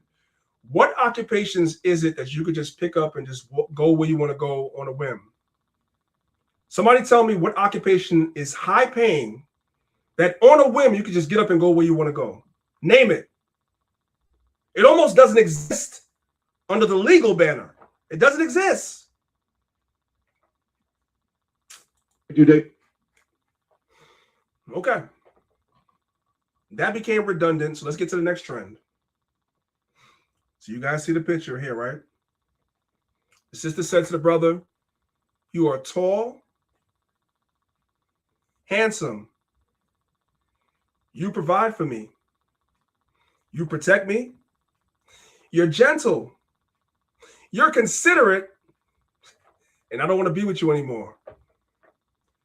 Did you guys know that it's popular now on social media to leave a good man? That's popular. The man could check every box. The man could be the best man you ever had in your life, and social media said you should still leave him anyway. Do y'all know who the number one consumer of this stuff is? Our people. This is war on our people, and we just don't even know. Somebody saying, "Priest, you exaggerating this. There's no way." Ain't no way, right? Ain't no way. Okay. This is a YouTube created by the name of Christina Mackey. Y'all see her, right? She has about 244,000 followers on Instagram, and she has 5.2 million likes combined between all her videos. Her number one video is right here. This video has 4.5 million views. That means 4.5 million people have consumed this content. That means the algorithm is putting this out there for people to consume. Now, she's a fitness influencer and talks about finances, so forth and so on. But her most popular video, as you guys can see, is this one right here that has 4.5 million views. Go to the next slide. This is the retardation in our community. I want you guys to see that this particular video has 593,000, almost 600,000 likes on TikTok alone. This video is on Facebook. This video is on Instagram. This video is on X, and it's on TikTok. When you combine the numbers between all these different platforms, this video probably has about 10 million views and millions with an S, millions of people that like it, which means they approve of this message. Now, you might ask yourself, what is the message? So the caption says, "I broke up with my boyfriend today." So that's news. She decided she was going to break up with her boyfriend today. And I must go to social media and tell the whole world about it. I'm going to go to Instagram. I'm going to go to TikTok. I'm going to go to X. I'm going to go to Facebook. I'm going to tell the whole world I broke up with my boyfriend. So somebody's probably thinking, well, if she broke up with him, there has to be something wrong with him. He must have been abusive, and he must have been emotionally unavailable, and he couldn't provide, and he treated her bad. Oh, no. He cheated on her. It has to be something, right? Got to be something, because there's so many people relating to it. Like, this is great. So let's let her tell you why she dumped this dude. Let me show y'all what y'all algorithm is feeding our people. Let's read the Bible first real quick. No, you know what? Let's go ahead and let's let her talk. And then we're going to read the Bible. Let's let her talk. Listen to this, y'all. I broke up with my boyfriend today, and not for any crazy reason. No heavy argument, nothing crazy. He's a great person. He's really such a sweet guy. He literally taught me how to love. He's gentle. Whoever gets him is going to be in for such a soft, loving life, right? But I realized I'm a very high output individual, and I have high expectations for my friends, my girlfriends. They'll all tell you, Christina does not want to hear your bullshit. I'm not the friend that you call and vent to unless you want a real solution. So did y'all catch that? This man he taught her how to love. He was nurturing, gentle, kind, and all that stuff. And she broke up with him because she has high expectations. Wasn't mistreated, wasn't mishandled, wasn't abused, wasn't cheated on, wasn't not provided for. She broke up because she has higher expectations, meaning that she feels like she had a better option than the best man she ever had. Are y'all following along? This is crazy. This is Sirach 42, verse 12. It says, behold, not everybody's beauty, and sit not in the midst of women. See, people will look at the face. Oh my gosh, she's so beautiful, whatever. She did this, that, and the third. Sometimes some of the most beautiful women are some of the most evil people on the planet. And this is evil. For you to have to be comfortable to come to social media and tell the world that you left a man that was the best man you ever had, that taught you how to love, because you had high expectation. Meaning that you probably felt as though you could do better than the best man you ever had. And then later on, when you get with Pookie and Tyrone and they do you wrong, then all men are bad.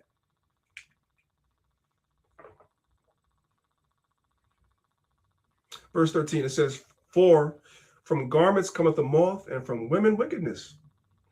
Better is the churlishness of a man, meaning it's better to be around a rude man, a man that's rude and disrespectful, than a courteous woman. She is framing this in a courteous way. Like, oh my God, the next woman that gets him is going to be so great because he's a great guy. She's saying that. The next woman that gets him she's going to have a great man. So if he's a great man, why are you giving him up? Because remember, guys, if he was a bum, if he wasn't a provider, if he was abusive, she would have told you that. But she's telling you this is a great guy. It's better to be around a man that's rude or churlish that'll tell you the truth than be around somebody that will package this as though this is something good. This is evil. It says, better is the churlishness of a man than a courteous woman. A woman, I say, will bring us shame and reproach. It's better to be around a churlish, rude dude than to be around somebody like this. You thinking that you're doing everything you're supposed to. She's telling you you're doing everything you're supposed to, and she still left you anyway. I broke up with my boyfriend today, and not for any crazy reason. No heavy argument, nothing crazy. He's a great person. He's really such a sweet guy. He literally taught me how to love. He's gentle. Whoever. I've had enough. I don't like her. You guys can go watch the video if y'all want. It's going viral on TikTok. I don't even want to hear her talk no more. You gonna say something, Zaba?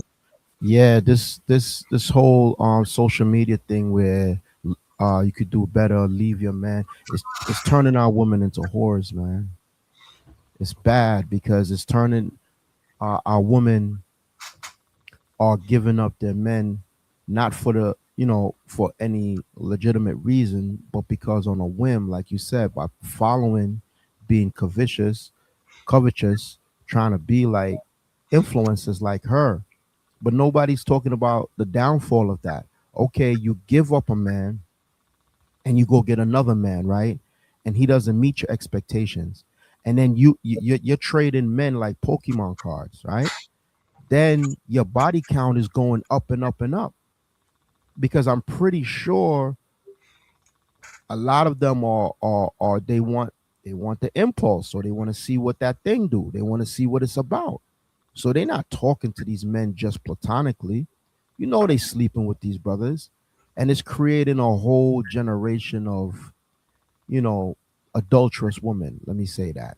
And that's bad, man. This whole social media thing is influencing our young daughter, even our young men too, because it also has to do with them too. We're gonna get to that.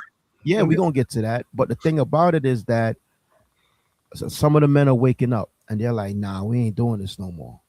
And it hurts the sisters because they're running around young doing this, and when they get older and they want to settle down, it's like dudes is like, nah, your body count is crazy, spiritually and physically. So why should I settle down with you when I could get a younger sister who has half the body count, or maybe none or less, that has less the problems? So it's like it's a vicious cycle. It's a vicious cycle our people are caught up in, man. Go ahead, Priest. Now, that wasn't a one-off. That wasn't a one-off because that's what's trending on social media. Let's hear it again from somebody else. It's the same thing, same mentality. This is what's trending. Do either one of y'all, kind of circling back to the topic a little bit, do either one of y'all feel like y'all have ever had to leave a great guy? Like he was actually really a good man, but you just knew he wasn't the man for you? But this one guy in particular, he just had beautiful energy. And he was so fine, so chocolate, tall, successful, a musician. He was great, but yeah, I just didn't see it. I didn't feel like we had enough banter. I don't know, like that's so important to me. Did y'all catch that? She left the man because they didn't have enough banter. He checked every box, but they didn't have enough banter.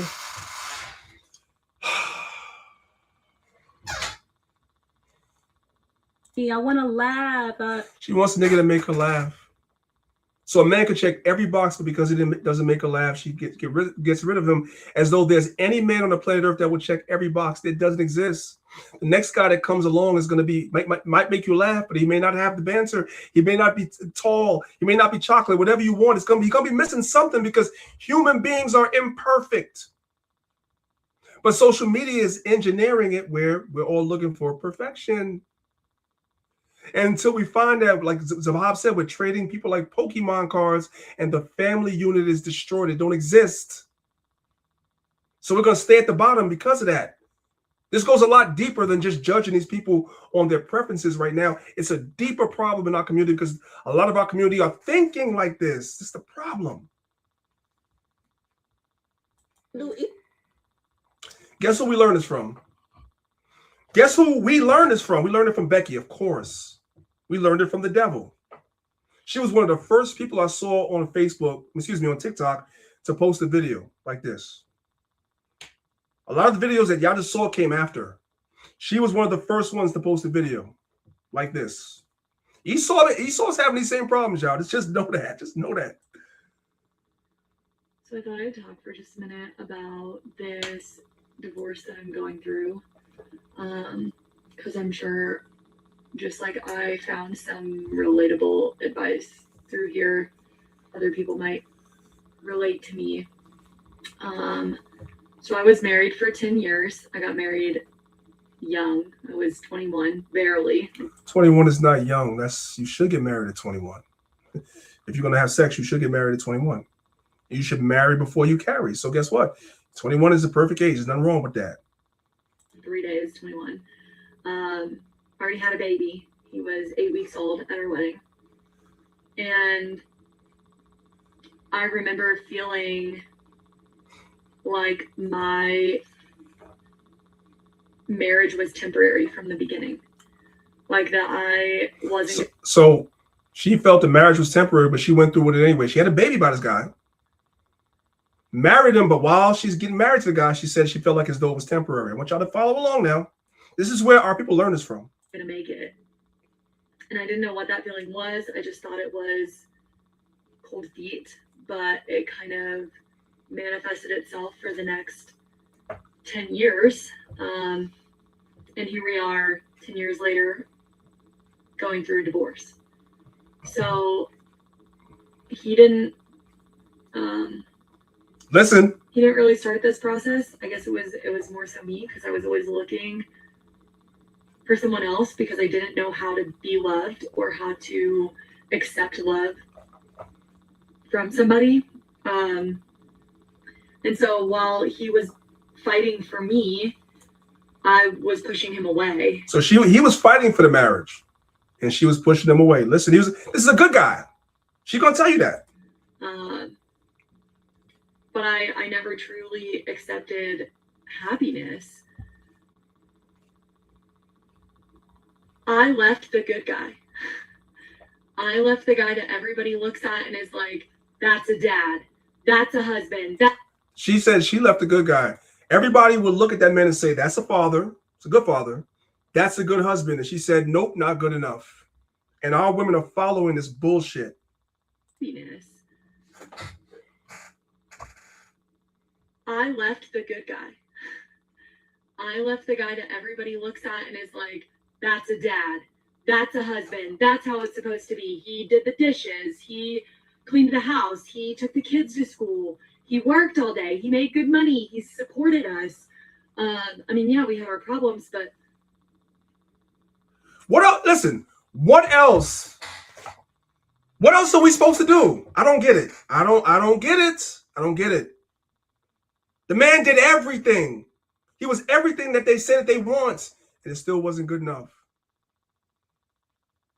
And this BS is being perpetuated on social media, and now our women are doing the same thing.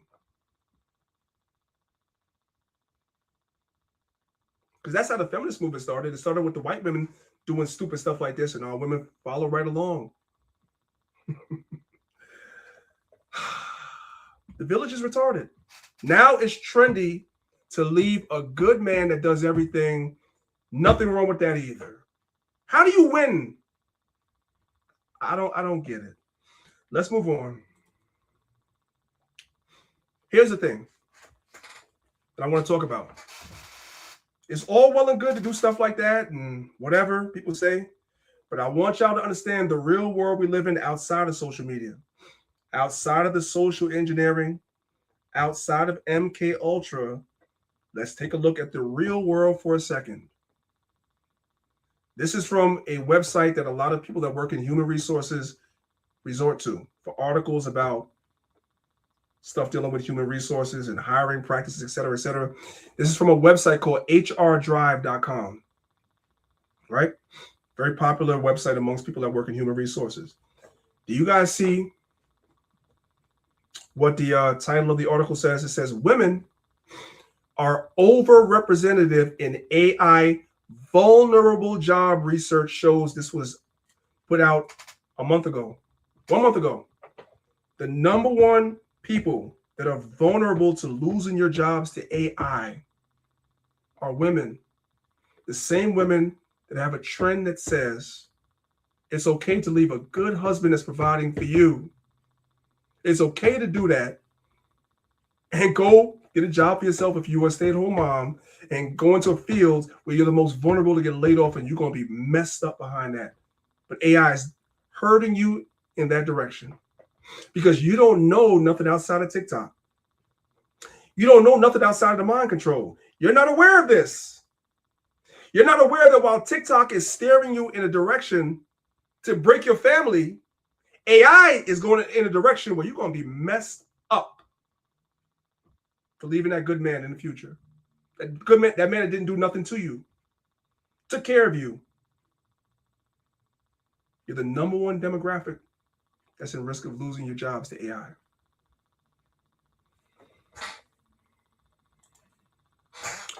Let's jump down to, let me put an arrow here because I want to make sure that I bring emphasis to it. I did forget to do that earlier, so we build it while we fly. Let's look at that number right there. It says, same article, women make up 47% of the total workforce. Watch this, but compromise 83% of the people employed in artificial intelligence vulnerable occupations. I just want y'all to breathe that in. The people that are most likely to be replaced by AI within the next 5 to 10 years are women in the real world.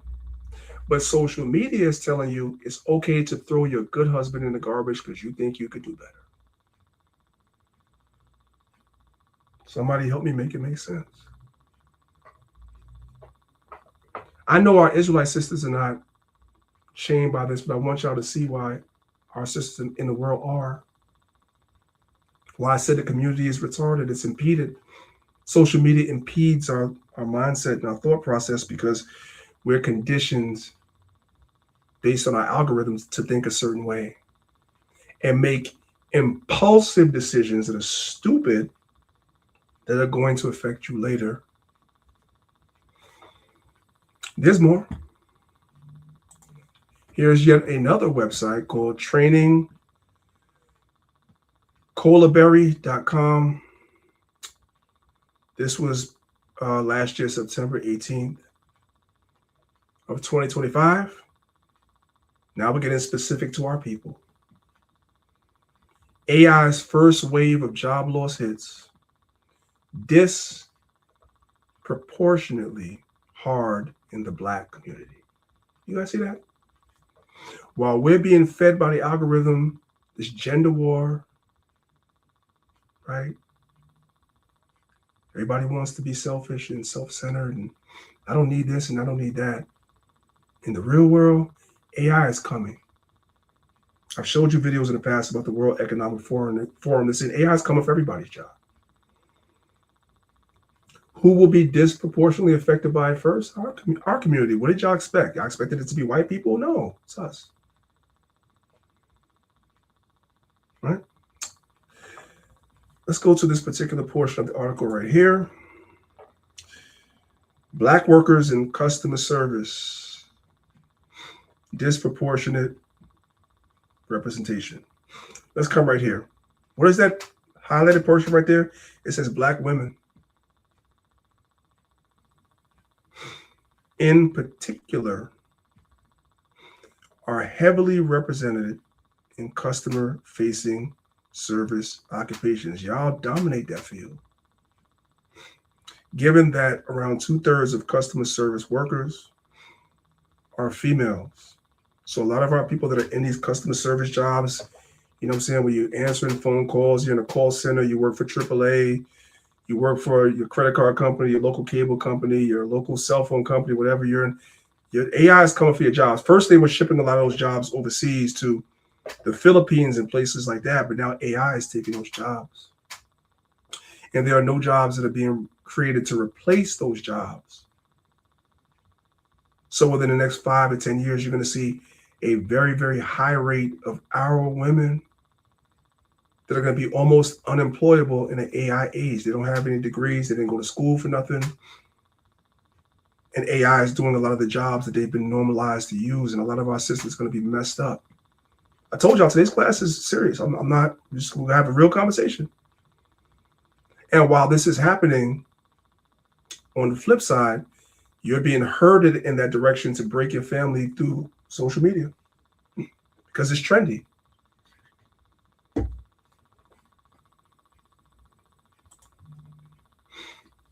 I want you guys to take a look at this Excel spreadsheet that I have right here. And I want to examine it just for a second.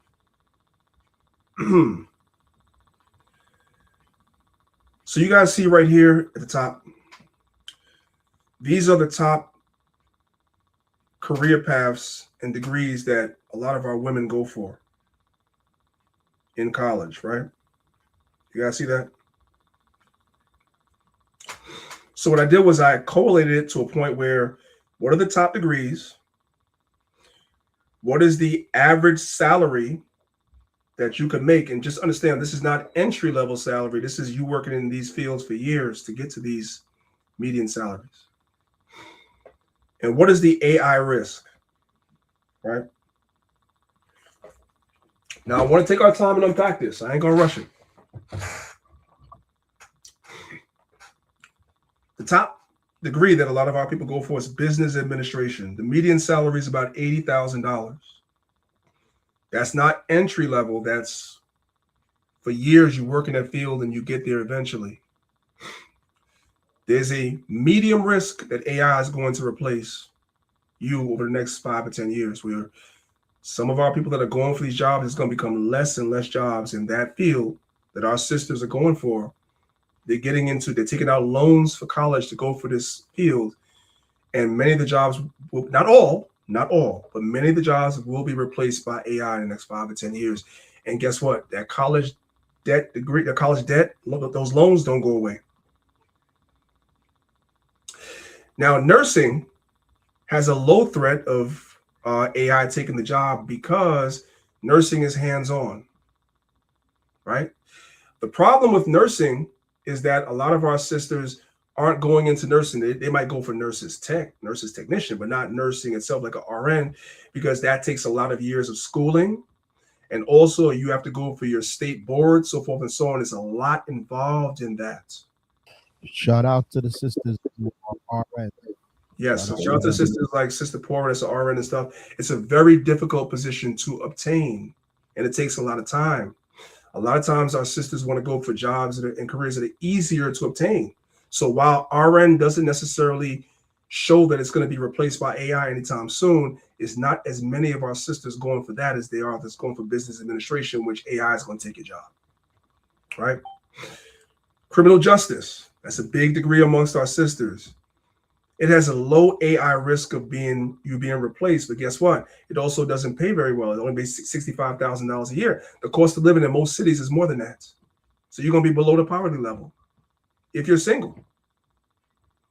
Psychology or being a therapist, $63,000 a year. Yeah, it's a low chance AI is going to take it, but it doesn't pay very well. Not in this economy. Education, being a teacher is another degree a lot of our sisters go for. Guess what? Doesn't pay very well. Social workers doesn't pay very well. That's why AI is not taking those jobs. It doesn't pay very well. There's no need to replace you. We're going to work you like a daggone horse, and we're not going to pay you very much. Now I'm talking about healthcare administration. A lot of our sisters go for that. Yeah, AI is going to take those jobs for sure, because that's a lot of paper pushing. It's going to take those jobs. It pays more, so the AI is going to take those jobs. Accounting, communications. Right? You guys get the idea.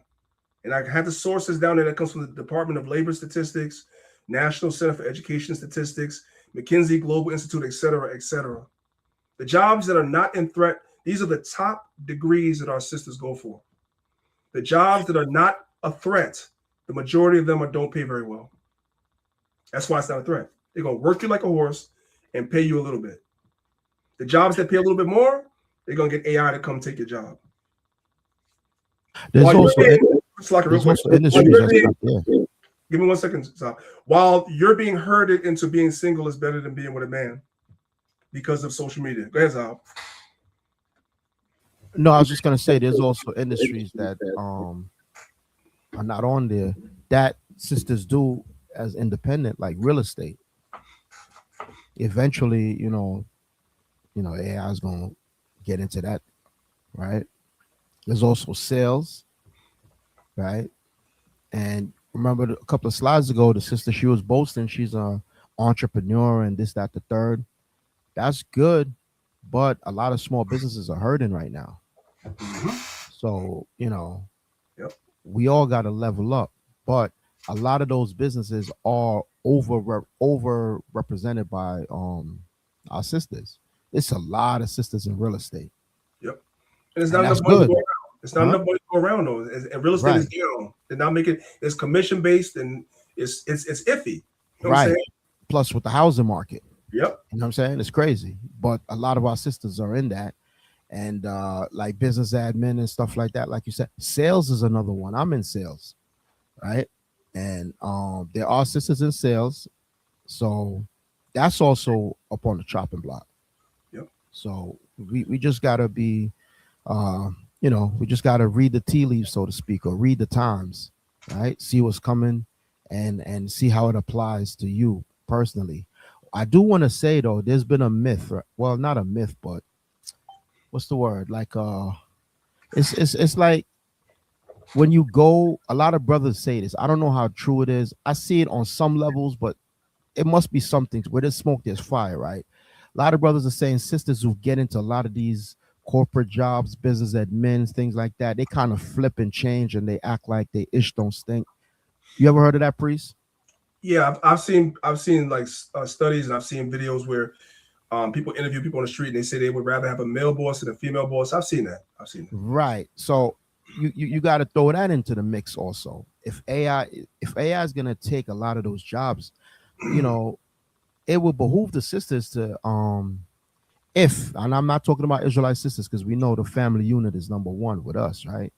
But for the sisters out there, the only way they're going to survive this, right, is if you come together under a family structure with the man at the head. And, you know what I mean? The sister got to submit. But a lot of our sisters, they're not in that spirit. They're not in that zone. So as a result, if AI takes their job, what's going to happen? You know what I'm saying? I hate to say this, but it's only so much OnlyFans could work. You know what I'm saying, Priest? Yeah. And remember, the creative OnlyFans was he died a couple of months ago. So Right. even that business model right now is in question. He died Exactly. It's gonna get real ugly out here. Mm-hmm.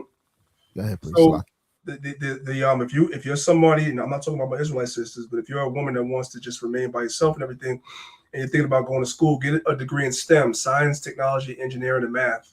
Anything dealing with science, technology, engineering, and math. You guys can see information technology is one of the higher paying jobs on this, and it has a low chance of AI taking your job.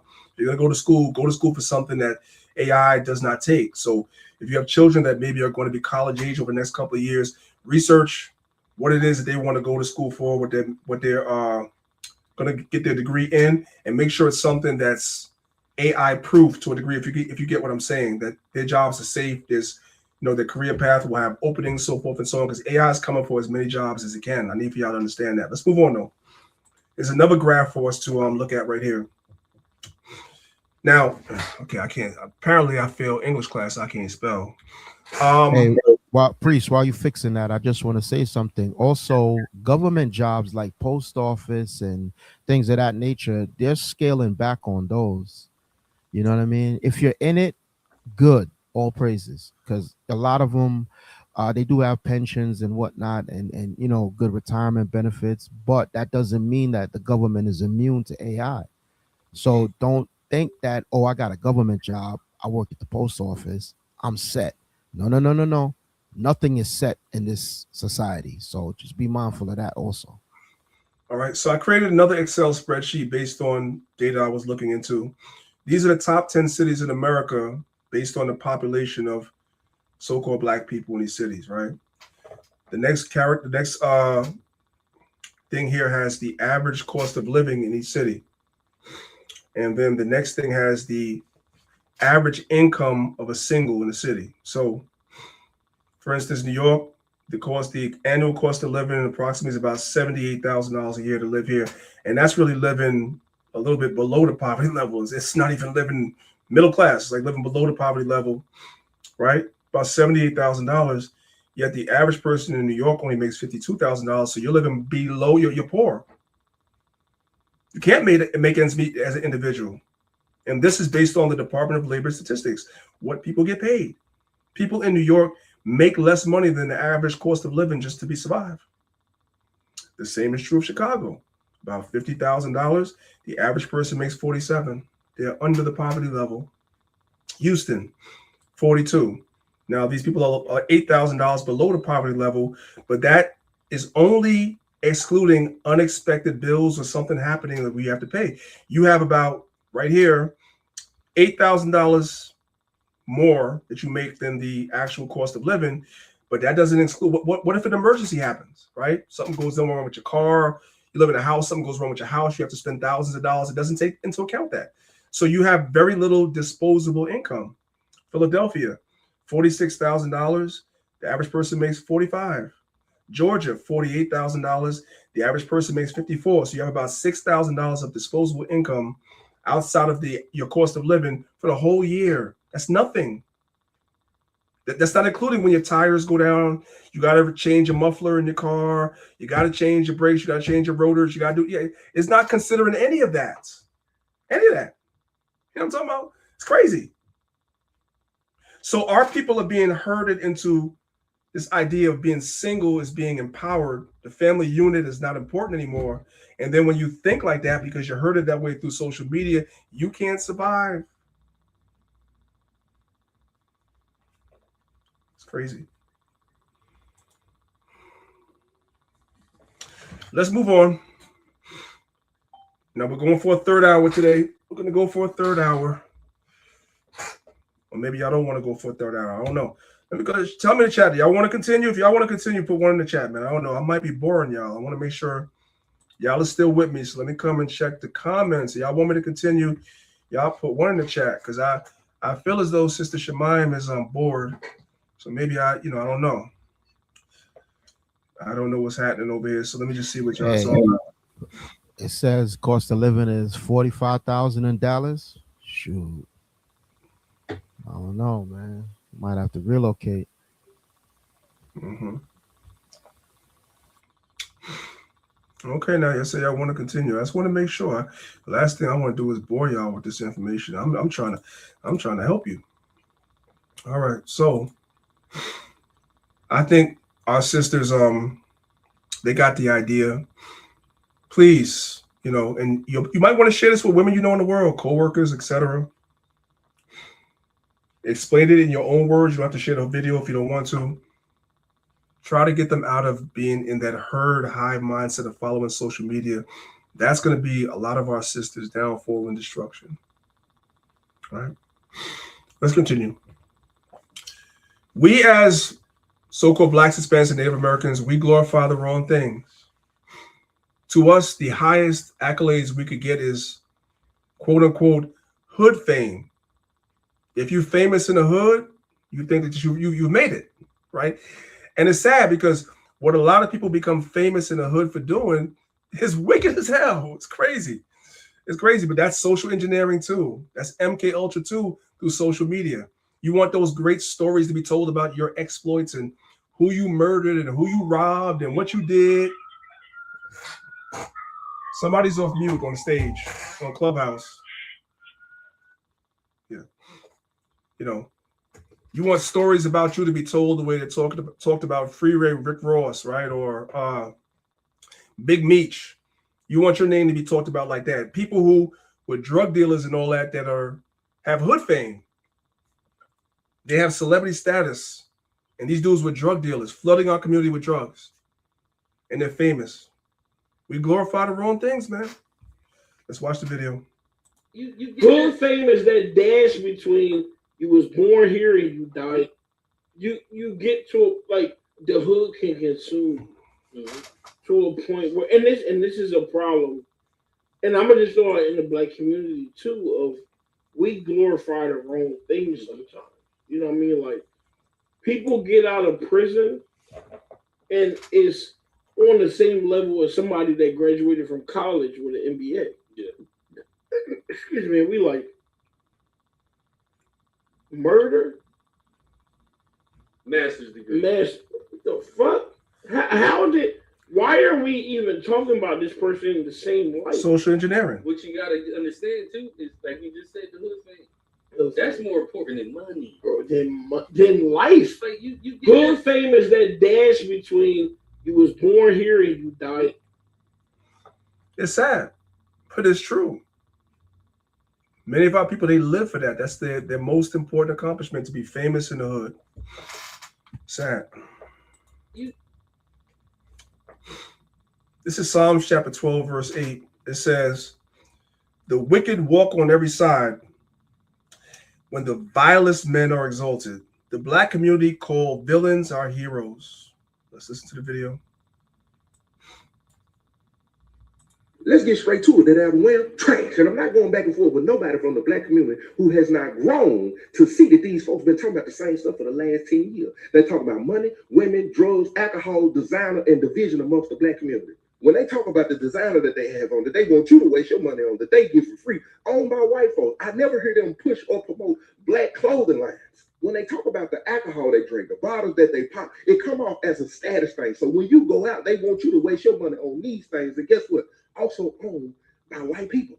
When they talking about the drugs and the division amongst the Black community, ain't no way you can turn around and fix your mouth and say you want to be treated equally, because we know that the FBI put the drugs in the Black community. We also know that Willie Lynch wrote the letters that he said 200 years later we will continue to be what? Divided. And then when you talk about the woman, we know you're talking about the Black woman. It's always like we can't trust them. We never hear you promote or push marriage, which is connected to generational wealth. Anytime you're talking about women, it's always got to be connected to a lack of self-control and how we don't need them. My guy, you went to Harvard and got a certification in business. My question is, why is it that you still on the mic talking about rats, drugs, money, and women? It's insane to me. And lastly, I got a question for the Black community. Matter of fact, I don't. Because y'all are obsessed with defending villains and calling them heroes. People like you and me in life, that don't even apply to us. There's a lot of dudes in the streets who feel like when they live in wicked and unrighteous lives, they feel like they have some kind of shield of protection from the Most High. They really don't. Y'all go check out my series Traps on Tubi. I'm gonna have you. I have nothing to add to that. That is self-explanatory, right? All right, warning, another trigger alert. You know, we like I said, we speaking truth today. Speaking truth to power. So somebody might be triggered. You'll be okay. This is Proverbs chapter 7, verses 10 through 13. It says, "And behold, there met him a woman with the attire of an harlot and subtle mind. She is loud and stubborn, her feet abide not in her house. Now is she without, now in the streets, and she lieth in wait at every corner." Here's a woman at Walmart. I don't know what prompted this. I don't know what happened before the video, but it almost doesn't even matter. Why is it that every place, every time is a time to shake your ass? Why? And then when these palm colored people have stereotypes about our people, we get upset. But then on the flip side, we go to Walmart. Have you guys ever seen a white woman do something? Let's watch the video, man. Like, we do some of the stuff to ourselves. It's self-inflicted. Let's keep it real. In Walmart. Why? No, they don't give it.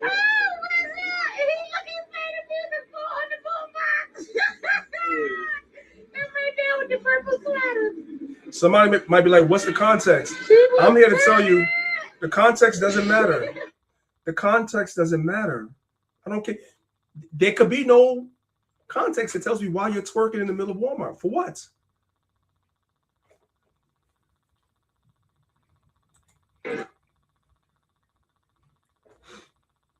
And then we upload stuff like this. Now you're twerking at the gas station, right? You put it online. The white boys get a hold of it, and now you become a whole National Geographic mockery, right? Now they're talking about you the way they talk about the damn lions in the Serengeti on National Geographics. Now they're doing this to us because you thought it was good to put this online. The community's retarded. What village is going to raise our children to be better when this is what we're doing? Here, in the fluorescent savannah of the roadside gas station, we observe a rare spectacle, the dancing tweaker. This is mockery. Drawn by the hum of refrigeration and the promise of snacks, she begins her ritual. Notice the rhythmic twerking, an instinctive display powered by caffeine, chaos, and a bass line only she can hear. Nearby patrons avert their gaze, a classic defense mechanism, yet she persists, fearless.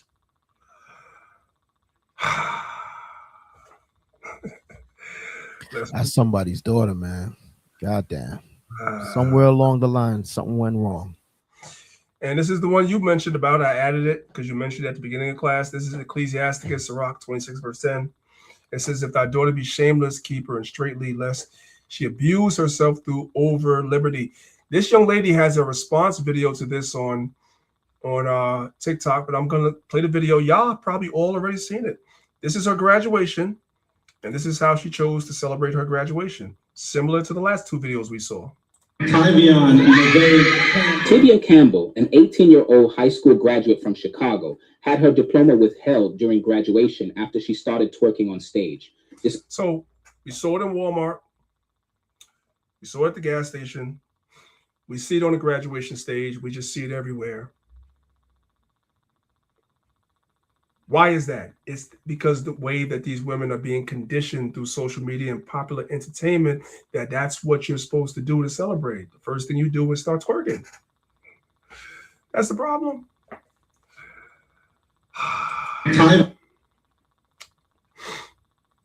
This young sister says, there are no role models in our generation.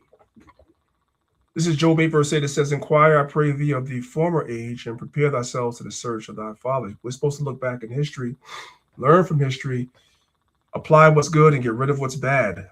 Deuteronomy 32, verse 7, it says, "Remember the days of old, consider the years of many generations, ask thy fathers, and he will show thee thy elders, and they will tell thee." Now, this is a young lady, all praise to the Most High for her, that has not allowed the programming to infect her mind. So she's talking about how bad it is, right? We know our sisters in the truth. They know that, but she's not necessarily in the truth. But even she could see, there's something going on here. Y'all want to know what bothers me? how there are so many women and young women out here who do not know their self-worth or their value. Yet there's nobody teaching these women their value. You have songs to teach women to be whores. You have songs to teach women how to outsmart a whore. Or songs to teach women how to get what you want without actually loving, but using. What they don't teach is that in order to receive love, you have to know how to give love. But nobody's teaching love.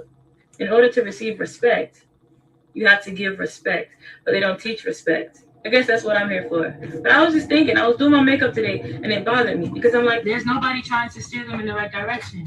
The same celebrities who are teaching y'all to be whores and teaching y'all to do dirt on these men are women who want to get married themselves, and are women who are miserable, and are women who want to heal, and they probably go to therapy, but they won't tell you that part. That bothers me. And I agree with her 100%. We can take issue, maybe sometimes with the lashes and whatever. We don't give it. But you know what? What she's saying is right. I got no judgment. Because she's a unicorn. Go ahead. What you going to say, Zahn?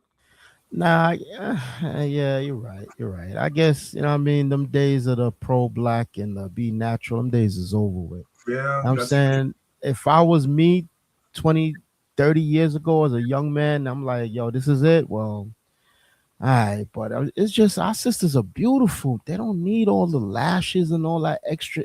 It's just, that's just me. But then again, it's a new era. They don't. Man. They feel like they do.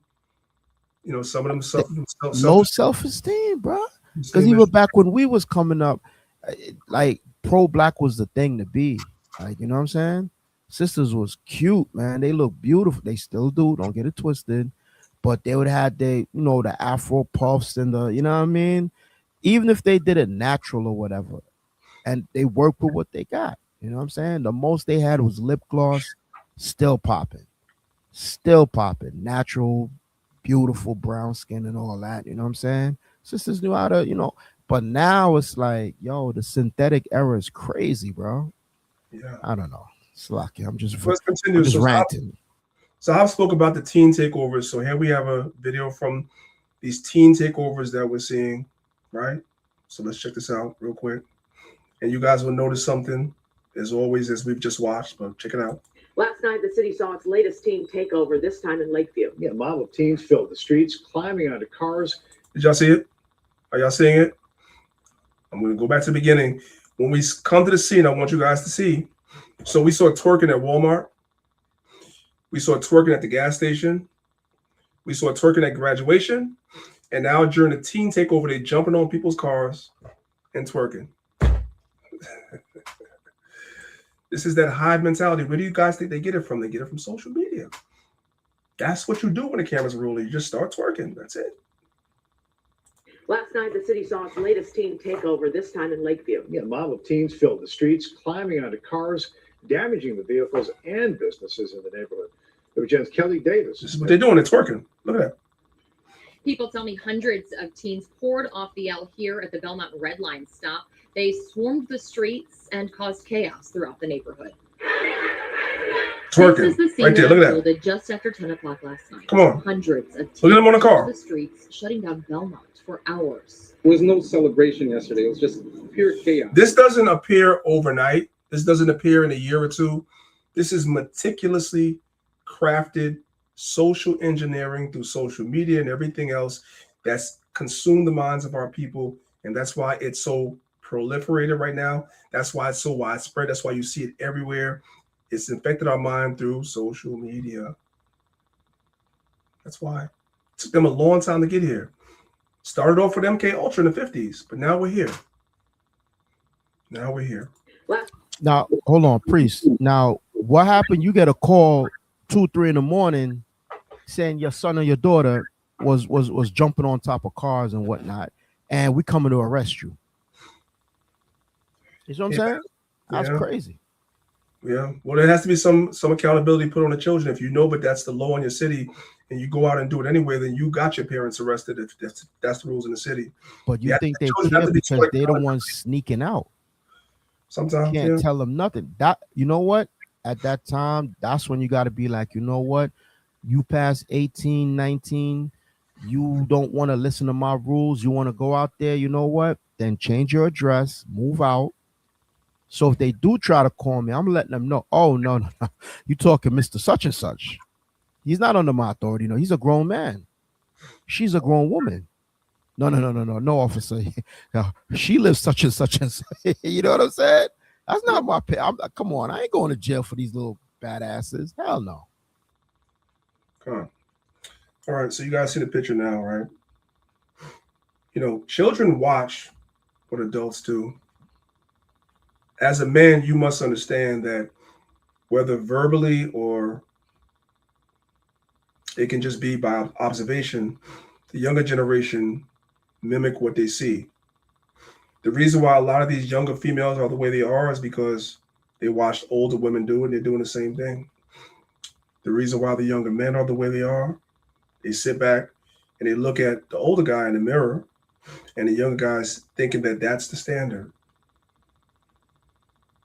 That's what it means to be a man, right? To be in a gang. That's what it means. So he's going to grow up and aspire to be the same because the community is retarded, right? Via social media and everything else that proliferates all the wrong things in our communities.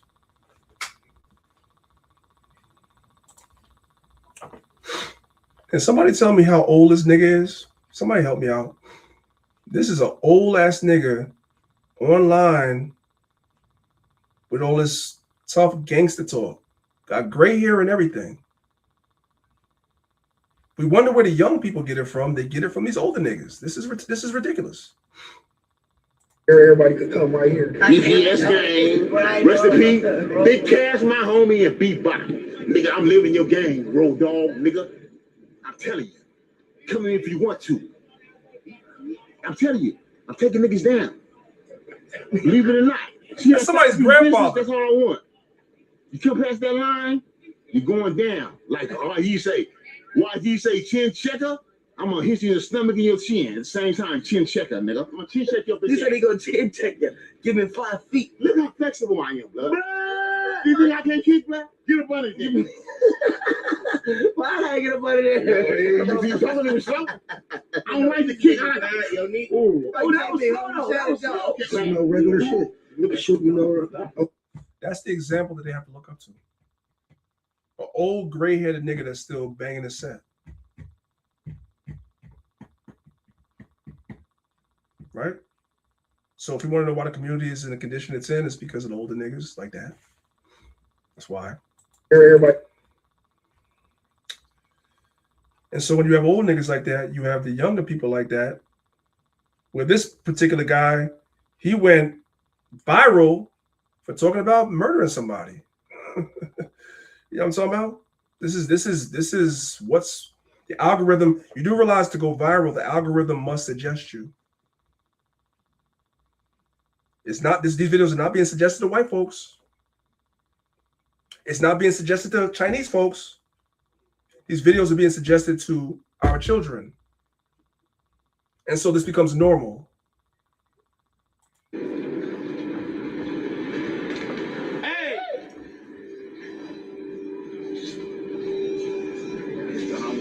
Blood went viral. Blood that's about to pull up. Blood went viral on the hood blog. Talking about his murder case on the set. You went viral for talking about his murder case. Y'all caught that, right? Viral. Blood that's about to pull up. Blood went viral on the hood blog. Talking about his murder case on the set. But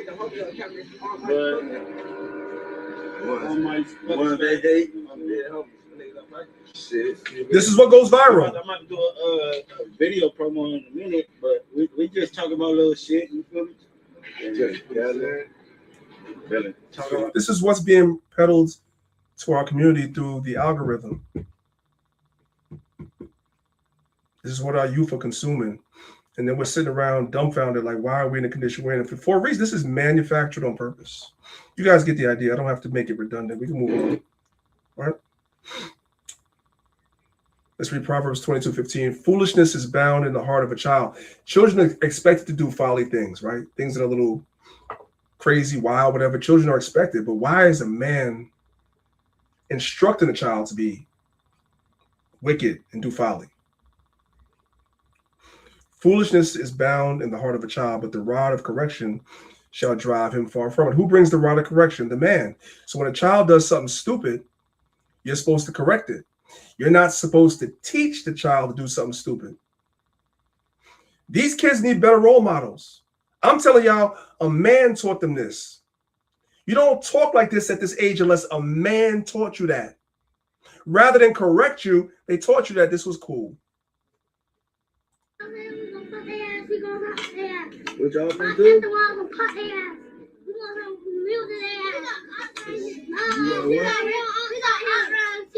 Y'all got lost. Come on, man.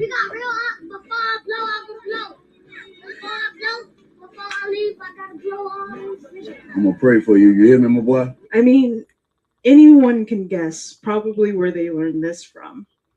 Probably a male figure in their life, maybe their father, maybe their brother, cousin. I don't know. Somebody around them is doing this stuff and they are learning from it. And this is so sad to see. I can't even understand what they're saying. Me either. They're waving these toys around like they're the real deal. And you can see the path that they're going on. And it's really sad. We need better role models for these kids. These kids need to be taught basic life skills. You know what's so funny? This is just my mother was really strict on this. And as a child, I was mad about it. But I was never allowed to have toy guns when I was a child. She was very strict on that. And I couldn't understand it back then. I couldn't understand it. My mother was very strict about that. No toy guns at all. Okay. I buy any other toy, yes, but a toy gun, no. She didn't even want that thought to be planted in my mind whatsoever. My house was opposite. I had so many goddamn guns all around. My father was a cop. And guess who went to jail for guns? We don't know. We don't know. They don't know. They don't know that side of Zahab, right? There's no Israelite Zahab. They don't know that side. So we leave that for when you want to do a class, man, and you tell your story, bro. We don't leave that. But that's powerful though. Shout out to your moms because your mom saw the future, man. So yeah. It is what it is, man. Yeah, she's very strict about that. And as a child, I hated it because I wanted to have toy guns and little dark guns and stuff like everybody else had. And she ran a strict, no toy gun policy at all. But you know what? Them kids could have seen the way they talk from music videos too, man. It could have. Those are still male figures influencing them. That's true. Con.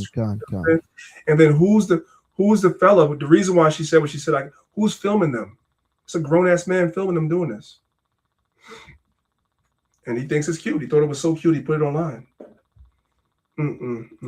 That's right, Sister Tahara. No guns.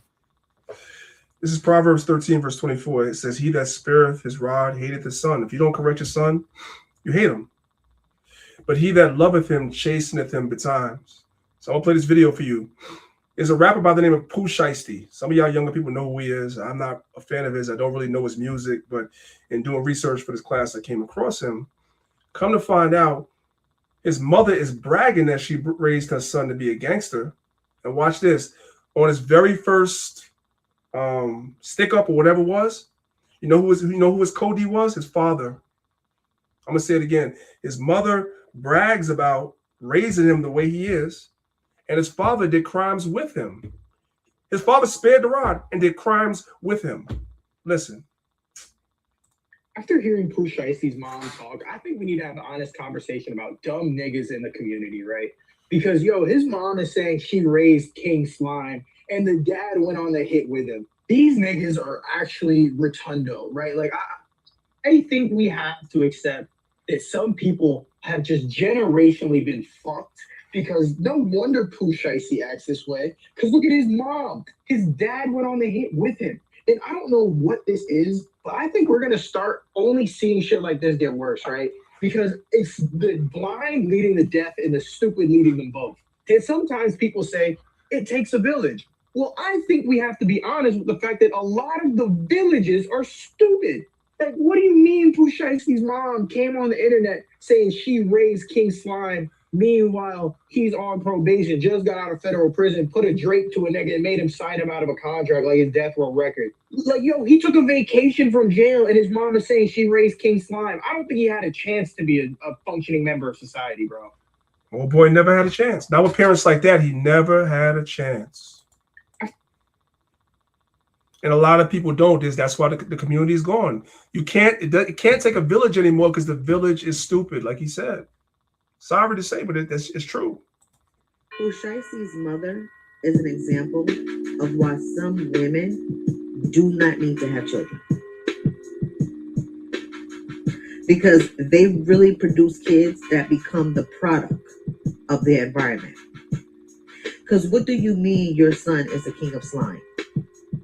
So in other words, instead of talking your son off the ledge, you brag about the crimes that he commit.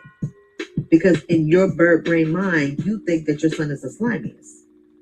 And not knowing that he's not guaranteed to make it home every time he get locked up. He's not even guaranteed to make it back to prison by robbing niggas. He got lucky both times. And instead of talking yourself the ledge, you're bragging about the shit that he's doing. And then his father is participating. Yeah, he didn't stand a chance. He never stood a chance. He is literally a product of his environment. Clearly. And that's the worst. That's when the community needs to help raise the child. That's when really that whole idea of it takes a village comes in. When you're a two-time loser, your mom's ain't SHI and your daddy ain't SHI. Used to be that somebody in the community would take you under their wing and they try to steer you right. But we don't even have that no more. And that's being socialized through all these modern technologies that we have. All right. I know that was a lot. We need solutions.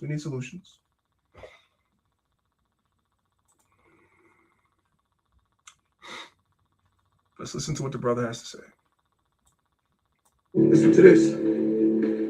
Too many people think they're doing everything alone. And that's a problem. When you realize that all the women, they say that they're good women, and all the men say they're good men. Here's the dilemma. We got to learn how to village our communities. Especially in a case like Pooh Shiesty, we have to learn to village our communities when the mother and father are not good. There needs to be more protections. That's why all this social media stuff exists, because they want to erode our community to the point where there's no protection. If the mother and father are no good, outside the house, there's no protection either. This is what they want. Fill up the jail cells, make money, you know what I'm saying, so forth and so on, you name it. It's money on every end of our dysfunction is money for them. The problem is we tend to make people believe that they have to do everything alone. See, I'm a father, but I also understand that it takes a village in order to make the village even better. If your village is weak or the heads of your village is weak, what will become of the village? But a lot of times we don't see that we need to nurture each other and help each other up. See, sometimes when you look at the women who are not being good mothers, sometimes we have to be the examples for the children who don't have good mothers, and also for the fathers. So for the fathers that think they're good fathers, they need to realize that it's not about just what you do for your children. It's what you do for your village. And that's the idea. As a man, we're going to get into that in the next portion, in the next class, not today. As a man, especially if you are a good man, a responsible man, your responsibility is to the village, not just your immediate household. The immediate household is where it starts. But your responsibility is to the village. And I know most times when you go and try to save the village, they're not trying to listen to you. That's what the prophets were. That's what the watchmen were. They were bigger than just their household. They were watching over the village, trying to make the village better. And most times it's going to fall on deaf ears, but you don't give up. You still try. That's the man's burden. When we look back, we must understand and identify that we have to give the children something positive to look at. You can't tell that young man or that young woman what a man or a woman is if you're not giving a good example of it. Well, we have a problem there too then, don't we? Don't we have a problem right there? As a man, you have to give children something good to look at. Are we achieving that in the Israelite community right now? No. No, we're not. No, we're not. So the village is stupid. Whether they know the Israelites or not, the village is stupid. Because even we, and I'm including myself in that, even we are not doing that. We're failing at that. Because at the end of the day, we only mimic and mirror what we see. So understand that you are a product of what you learn, what you see, and what you've gone through. And that's the harsh reality. So again, keep in mind, it takes a village. And if your village is weak, so will the outcome of was produced in the village. Sadly, Look what we had. our village is weak. Our village is weak, and that's why it looks how it looks, whether you call yourself in the truth or out. And that's the sad reality. The sad reality. Let's continue. Black people in America, number one, need to realize that we have no allies. Number two, we need to. Now I want to go back. This is a very important video. And I want you guys to harken back, for those of y'all that have been here the whole time, to earlier in the class when we spoke about how the FBI wants to keep us divided. And keeping us divided is the reason behind these statistics that this brother is going to show. Keeping the black man and the black woman apart and separate, feel like we don't need each other, is why these statistics are what they are and what they're going to be if we don't do better. Pay attention. Black people in America, number one, need to realize that we have no allies. Number two, we need to collectively build our own. Watch this. In 2053, Black median wealth will be a zero. That's what was published in a study by the Institute for Policy Studies in 2017. Zero. Not low, not shrinking, zero. And while our wealth is on a path to zero, white median wealth is projected to climb by 137,000 that same year. And let that sink in. We go to zero and they go up. That's not by accident. That's a plan. And this administration is doing everything in its power to make sure that happens on schedule. Now let's talk about it, because on January 20th, 2025, the first day back in office, they signed an executive order and wiped out every federal DEI program in existence. They stripped contracts from minority-owned businesses overnight, and corporate America followed right behind them. Amazon, Meta, Ford, Walmart, Google, Salesforce, Target.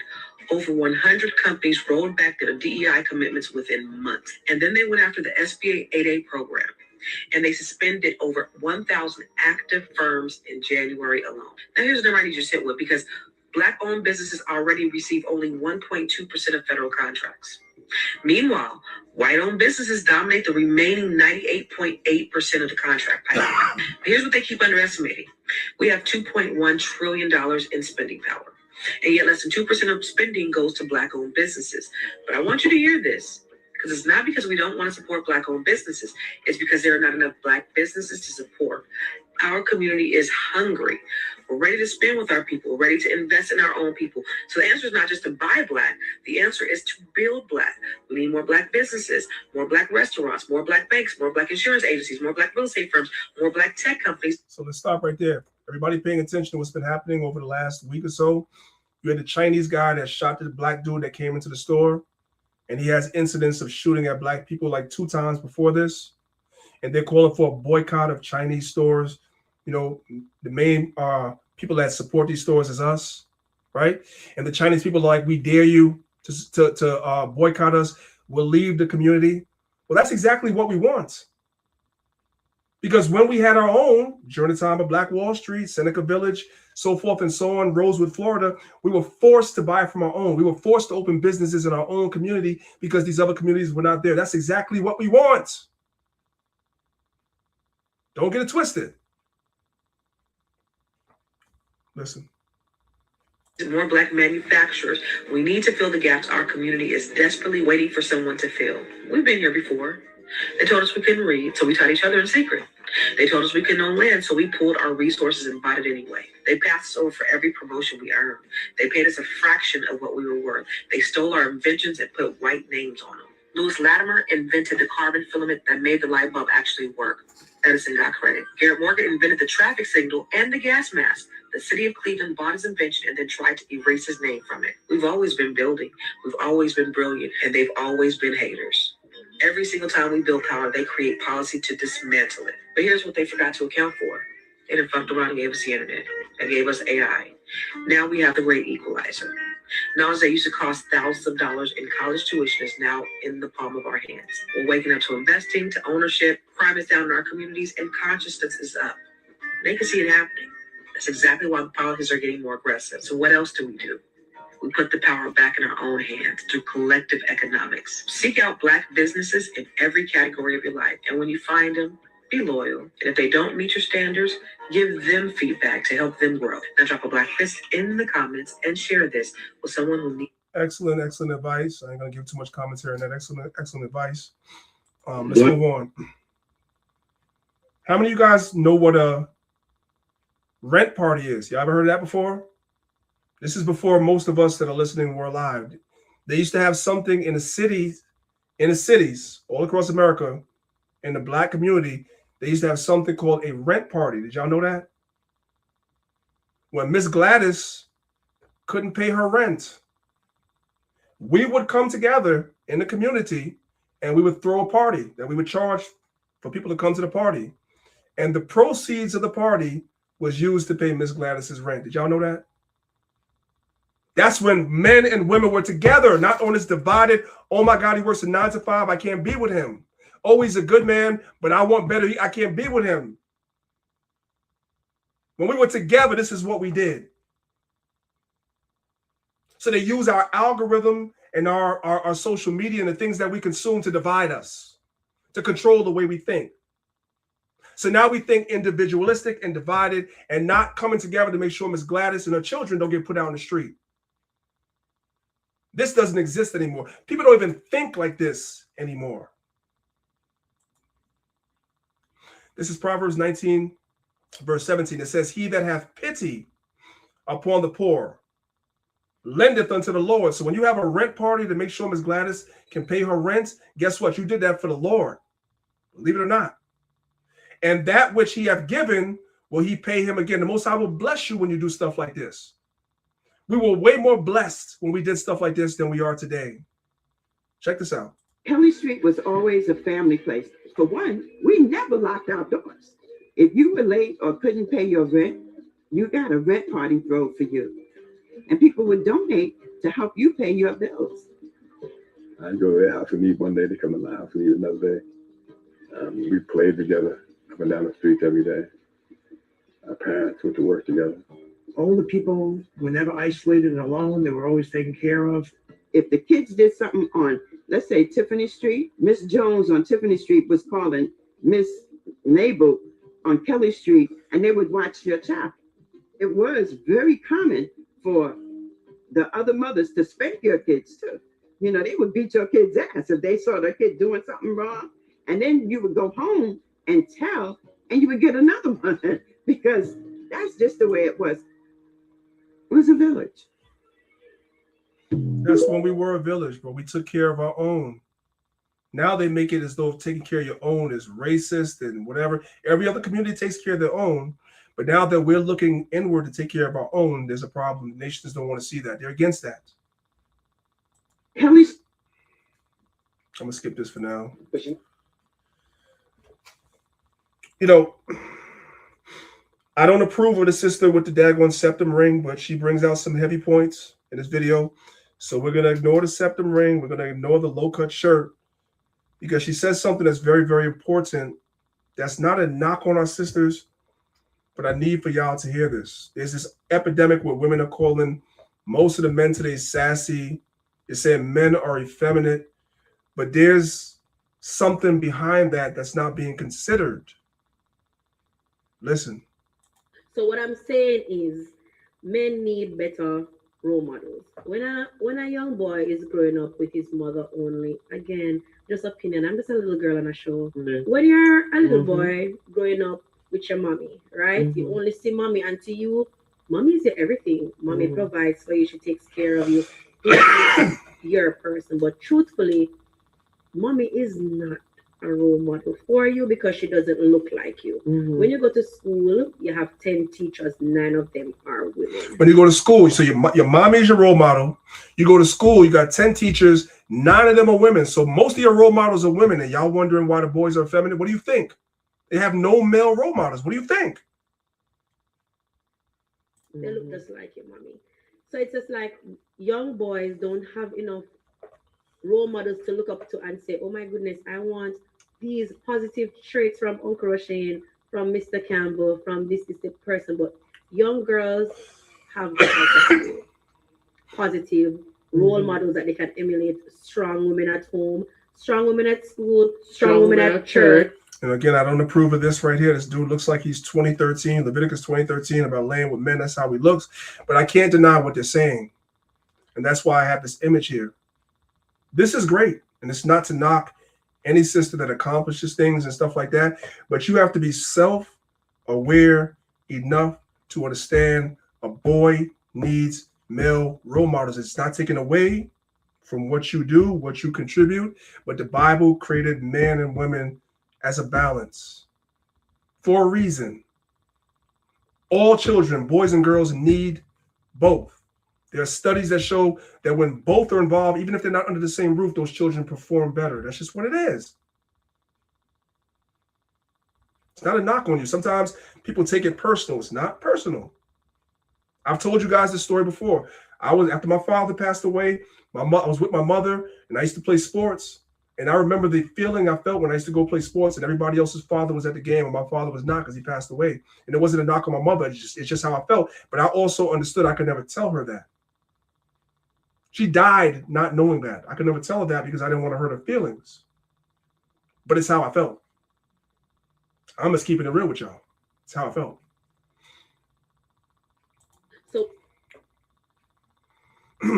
Sirach 4, verse 10, it says, be as a father unto the fatherless, and instead of a husband unto the mother. You don't have to be a father figure to a child only if you can sleep with the mother. That's wrong. That's wrong. A lot of men have that mentality. Points I want to make. Sure. All of us are black men in a single mother home. Yes. Even though our biological father may not be there, the men in the community should be filling in. I agree. One of the reasons why black boys do not look to being husbands and fathers in the way that we should is because the black men who were left after my father went to prison didn't step up and help my mother. He didn't have to marry my mother, but he didn't assume the father role. That's the point. He didn't have to marry the mom. You don't have to sleep with her to understand and see the void that's there and know what's needed for children. If you truly are a man, especially if you're a father, you know what's needed. If you're a leader, you know what's needed. What's understood doesn't need to be said. There's too many men that's only willing to be a father figure, a role model to children if you can sleep with the mother. And if you can't, then to hell with her and her children. That's wrong. Points I want to certain things I'm going to skip for right now. I have two important slides I want to place here. I'm going to start skipping stuff for the sake of time. We've almost been going for 3 hours. This is the village doing what mom and dad can't. So I'm gonna set the scene up for y'all. Let's read Sirach 40 verse 30. It says, "Be not as a lion in thy house, nor frantic among thy servants." So here you have young men, right? This young man, particularly with the checkerboard notebook. He has a mother, good mother, right? Lovely woman, I'm sure. But as a young man, there's certain things he experiences that he knows he can't talk to his mother about. She would never understand because she's not a man. His father is in his life. But when he tries to go to his father as a man to talk to his father about things he's going through emotionally and spiritually, his father doesn't want to talk about it. And that's probably trauma passed down from the grandfather to the father, which is why the father can't talk about it. So he has now no outlet. Yes, his father is in his life, but in a capacity where he can't, as a man, go to his father for what he needs from his father. He can't do it. And so you have the village now, not the retarded village, the real village, stepping forward, be like, you know what? You can express yourself to me as a man. I don't need to be a father. I don't need to be with your mother. I just, as a man that care about you, you tell me what you're going through. And I want y'all to listen. Y'all don't hear, listen carefully. You guys do not hear teenage boys talking like this. I want y'all to know they feel like this. They could be even under the same roof with you, and you never hear your sons talking like this, but they feel like this. I, at one time, having been a teenager myself, can tell you I felt like this, and I didn't have nobody to talk to about it. This is God's work right here. This is more of this is needed. Because like I was just getting stuff on my chest. I can't pay for something. You hold a lot in, Ryan? Why? Because I don't feel like I got nobody to talk to. Even dad? I mean, like my mama, but like she just don't understand the stuff. What you do? I know. Mom don't hear you. Yeah, like she can hear me, but like she just don't. It just don't feel the same. Like she can't relate How you feel? How's it with dad? Good. It's like I can talk to him, but it's like he just don't feel comfortable. He don't know how to do what you're doing right now. Yeah. He's been through it. So he been through it too. He don't know how to open up. Yeah. First off, kid, thank you. Let's give him a hand. Would I be wrong to say you there for a lot of people? A lot of people ain't there for you, huh? Yeah, I'm there for a lot. They're not there for you.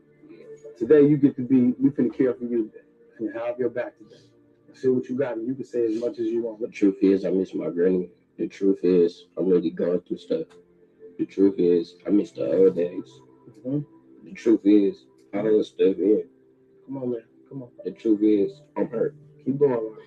The truth is, I miss my brother before he changed. Keep going. The truth is, nobody really cared. The truth is, I miss being together with family. The truth is, I'm misunderstood. Give him a hand, man. Show some love. Give him a hand, man. Do better than that. Give him a hand. And that's the dilemma a lot of young men, and nobody talks about it. Men are just told to toughen up, suck it in, and then when they lash out and do something crazy, we're wondering why, because a lot of boys feel like that, and they have nobody to talk to about it. We don't give them a safe space to talk about it. We just judge them when they act out. And sometimes they really don't, as he said. He has a mother and a father, but he can't talk to them about it. And then on the peripheral, the community is stupid, right? So there's nobody to talk to outside. So these brothers, even though they may not be Israelites, but whatever they have set up here, this system that they have set up talking to the young brothers, this is beautiful. This is the village that we're talking about. Because just having a safe space to express yourself may save this young man from jail or prison or something else. You know what I'm talking about? Let's move on. More village activities. It says, "Blessed be the Lord my strength, which teacheth my hands to war and my fingers to fight." So this is kind of reminiscent to videos that I played in the one about the fathers, right? So here we have the boxing coach, right? So we have a little boy, I think he's about 5 years old, and he's whining and crying, and the boxing coach is giving him some tough love, and then sends him to his father, who gives him some more tough love. So you get tough love from daddy, and then when you go out in the world, you get tough love from coach, right? And learn to regulate your emotions as a man. You can express your emotions, you can express how you feel. What you guys are going to see is the little boy, even at 5 years old, doesn't want to express himself. But they're giving him a safe space, his father especially. Express yourself. Tell me what's wrong with you. Tell me why you're crying. Get it out. Doing that at this age is going to have great effects when he's 15. He's 5 now, give or take. When he's 15, that's going to help him and benefit him in life. Believe it or not. Check it out. Keep your hands up. Okay? All right? I don't hear nothing. Let your dad fix that. Go over there and see your daddy. Let him fix that. Fix it. 1, 2, 3. 1, 2, 3. Give him a chance to express himself, and he won't. 1, 2, 3, 2. Hey, 1, 2. Okay. 1, 2. 1, 2. 1, 2, 3. Good. That's what I'm talking about. That's what I'm talking about. Go run together. So he made him run because he didn't want to say what was on his mind. He just want to cry. Now you're going to give him another chance.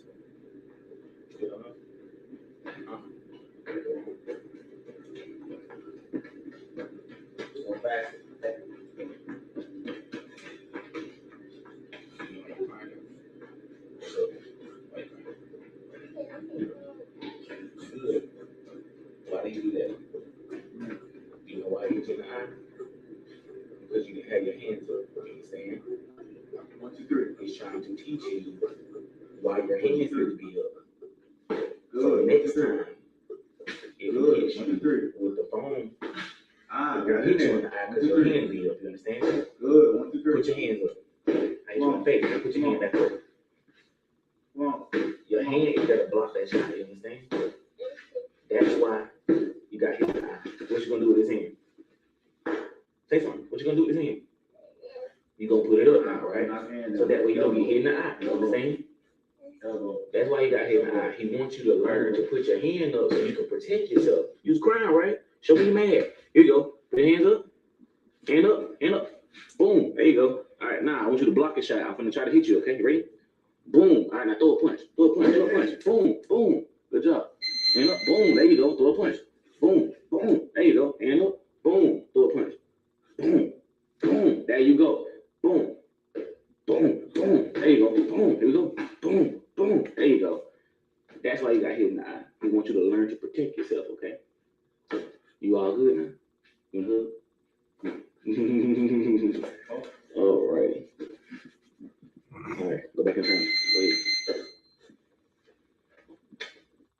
A young man like that has a chance because he obviously his father is doing a great job, but outside, the village is doing his job as well.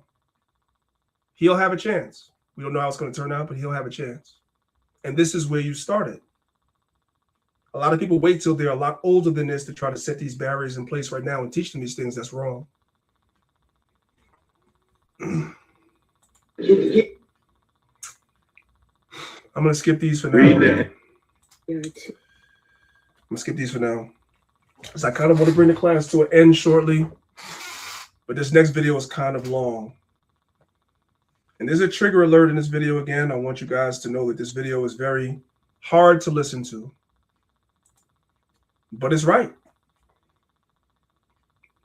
This is perfectly spoken, and he ate and left no crumbs. He's going to summarize most of what we learned about today in today's class. This is what's wrong with us. This is why the community is retarded. And until we have these conversations about everything that's going on, it won't get better. It won't improve. So we have to have these conversations. So I'm going to let him cook. I probably only interrupted once. It's a long video because I have really no commentary for what he's saying for the most part. I think he said it all. Just listen. And everybody gets it in this video. Everybody's going to get hit with a stray in this video. Everybody. Welcome to the video. I'm about to say something that most people are scared to say. Because once you say it, you can't unsee it or take it back. But some of the ugliest harm in the Black community doesn't come from the outside. It comes from inside the house. And as kids, we were taught to protect the house and not the kids in it. You see, I didn't always have the language for it, but I saw it early. You know, the weird rules, the silence, the way that certain men could do no wrong, the way certain women are never questioned, and then the way that kids are expected to adapt to grown folks' dysfunction and call it strength.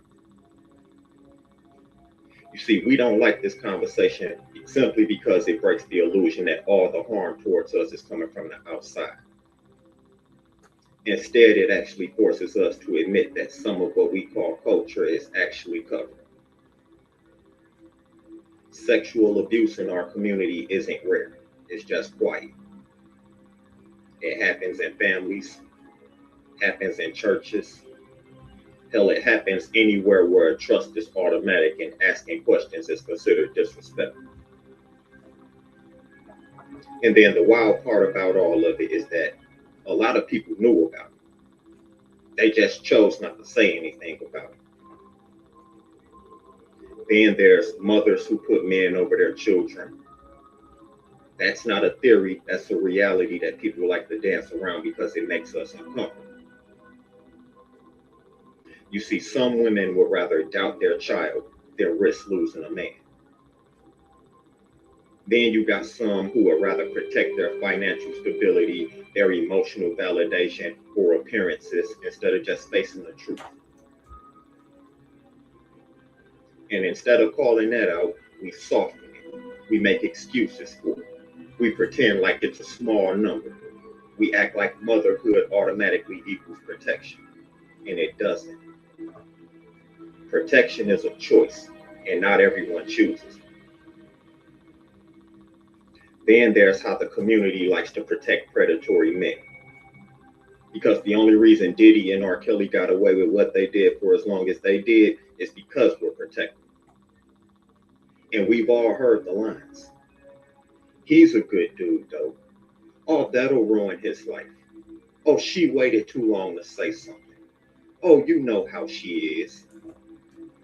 You notice how the conversation always turns into damage control for the abuser, but never damage repair for the victim.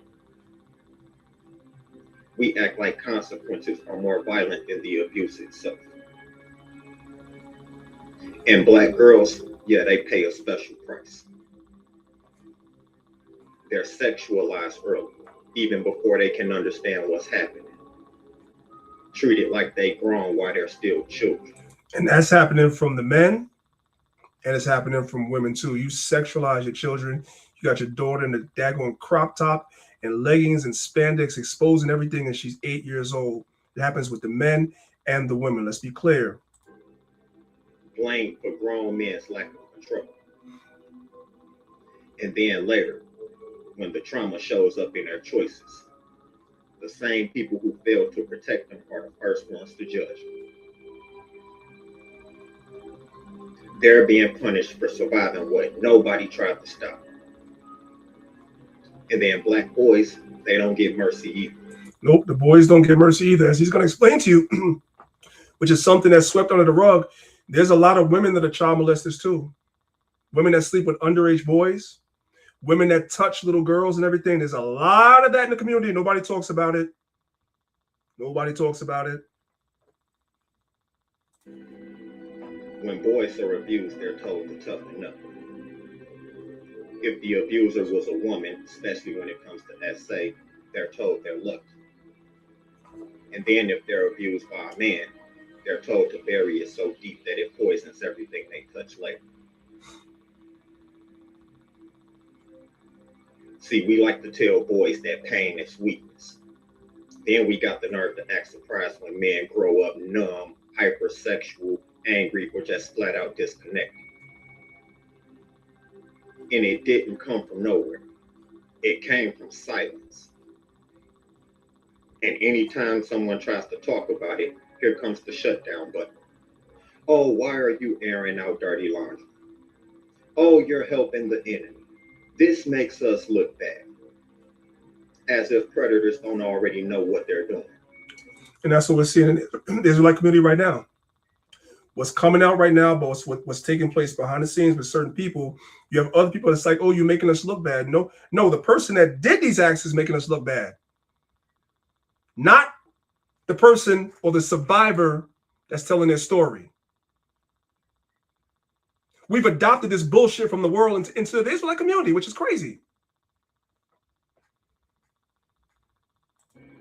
As if silence hasn't already helped them more than any outside threat ever could. Truth doesn't help the enemy, your silence does. Hell, we even drag God into it. Oh, just forgive. Pray about it.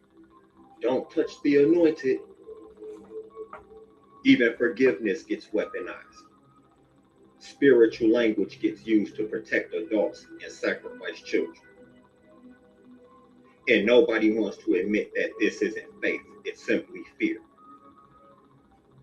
Fear of accountability, fear of disruption, fear of losing access to whatever power, comfort, or status you may have. So instead of the stuff being healed, no, abuse gets recycled instead of resolved.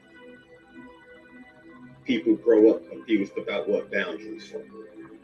Even trauma is normalized. Dysfunction doesn't get passed down to any other group like an heirloom like in ours. And then every generation wonders why the same pain keeps showing up with new faces.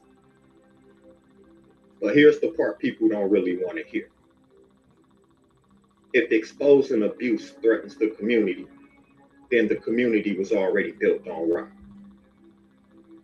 Protecting children isn't anti-Black. Holding predators accountable for their behavior is not betraying anybody. Telling the truth isn't hate. But what's hateful is knowing and not doing anything about it. So what's destructive is choosing image over innocence. What's cowardly is you being silent and then calling it unity. And I'm not saying this to tear us down. I'm saying it because I'm tired of pretending healing can happen without us being honest about it. You don't heal what you refuse to call out. You can't protect something if you're being silent about it. And then you don't build strength on top of lies. So if this makes people uncomfortable, good. Discomfort is the price of truth. And we've gone too long letting comfort cost children their safety. And that's the conversation, whether people are ready or not. Leave a like, leave a comment. I'll catch y'all on the next video. Peace. And I like what he said. He said, discomfort is the price of truth. And that's why I put this class together. I don't care who's uncomfortable about what I show. Where's the lie, though? Where's the lie? That's the question. We're messed up for a reason. We have all of our fingers pointed at the world, but this rot is in this Israelite community too. Right? I've done my part in trying to help a lot of people in this community. And most of the time, when I try to help, it falls upon deaf ears or it's ignored, which is why I'm tired of even trying to help anymore. Because most people in this community, I have to be honest with myself, don't really want help. They're not really sincere about this way of life. They have not really truly repented. They haven't. I wanted to believe that they did, but you get close enough, you observe enough things, you realize, nah, you ain't repent yet, man. You just know you're an Israelite. True. But I want to talk about something positive. Shout out to my brother Trap. For those of y'all that don't know, Trap is like the super mega engineer of Israel. I kind of want to show you guys some of his work. He didn't know I was going to do this, but I want to end it right here on a positive note. We never want to leave it on a negative note. So shout out my brother Trap. I'm going to open up a Facebook page real quick. And I want y'all to check out something that he has going on. And if y'all can support him in any way, shape, or form, reach out to him and support him. I'm going to show you his Facebook page and what he has going on. Because we have to be the change we want to see in the community. It sounds cliche, but it's actually not cliche. We have to be the change that we want to see. So this is Antoine Trap. This is his page. Y'all can check him out, Trap Antoine. And I want to kind of show you guys what he has going on here. So this is a video real quick. I'm going to blow it up so you guys can see it. All right. I'll pause it for a second. He has something called Trap for the Summer 2026 application, right?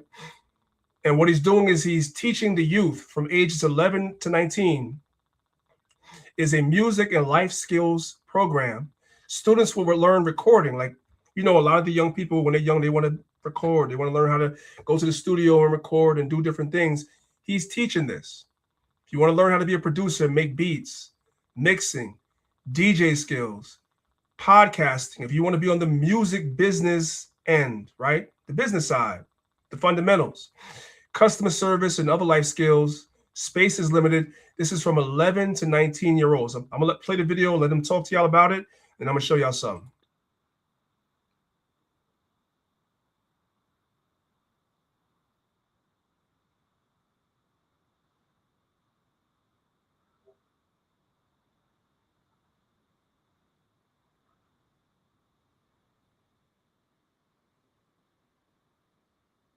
Hey, Priest, I don't hear anything.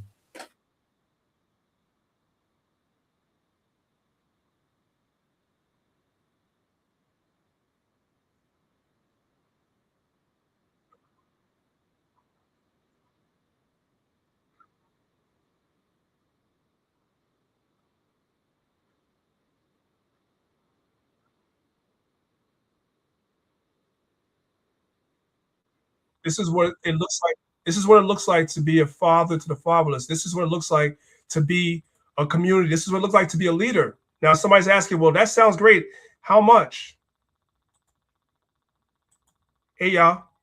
People keep asking how much for my trap for the summer program. It's free. It's free. He's taking time out of his personal schedule to mentor children 11 to 19 years old that have a love for music but have no guidance, whatever like that, to take them under their wing, to teach them the skills that he paid for and labored for free. That's what Israelites that are in the right spirit, that's what they do. That's what you're supposed to do. So shout out to that brother. Y'all put the fire emojis in the chat if y'all could for that brother, man. It's a great job that he's doing. All praise to the Most High for that. We're going to end it with Zephaniah chapter 2, verse 1. It says, gather yourselves together, yea, gather together, O nation not desired, before the decree bring forth, before the day passes the chaff, before the fierce anger of the Lord come upon you, before the day of the Lord's anger come upon you. So we're supposed to be coming together because there is destruction decreed against Babylon, man. And we got to come together because we are all we have. And as that brother said earlier in one of the videos, we have no allies. I just need for y'all to know that. With that being said, today's class was very long. I appreciate those of y'all that still are here and didn't get bored with the class. I pray today's class was edifying. If y'all were edified by today's class, put 1 in the chat. Let me know. And again, please, guys, I want to share that one more time. Make sure you guys go and support that brother on his Facebook page, please, right?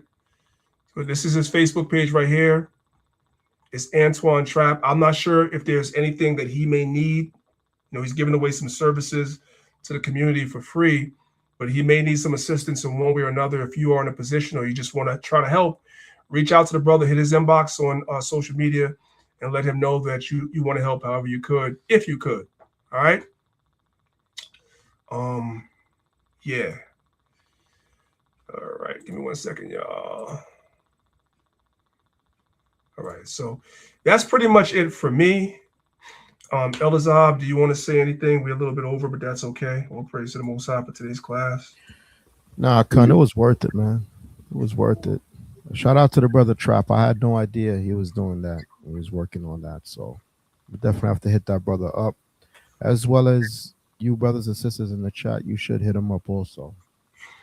Priest, we didn't hear the video while you was playing the thing with Trap, but it's cool though. We get the gist of it. And you showed his Facebook page, so that was good. Yeah. Okay, my bad. Yeah. No, it's all good. It's all good. All right, let me put it back up. Somebody's asking me to spell it, so yeah, let me put it back up. So I want to make sure it's very important. So this is it right here. You guys see it, TRAPP, and I guess Antoine is his first name, right? Matter of fact, let me stop sharing for 1 second. Let me add another dimension. Give me 1 second. Share again. Or what you could do also, you can share it too on your social media. Sharing the audio. So hopefully now that I'm sharing the audio, wait, window. Okay, now. All right. Hopefully you guys should be able to hear it when I play it. Excuse me. Yeah, hopefully you guys should be. I'm gonna play the video again, but this is the brother's page right here, right? Trap Antoine. So you guys can see that he's offering this program for free. I'll play the video again. Hopefully you guys can hear it. If not, my bad, but let's go. Posted on this story as well, and on my posts, and everywhere that I can think of, you know? Pardon the delay. I know it's the 3rd, but here's the official application for my summer program. I'm going to post it on this story as well, and on my posts, and everywhere that I can think of, you know? But yeah, it's for the kids ages 11 through 19.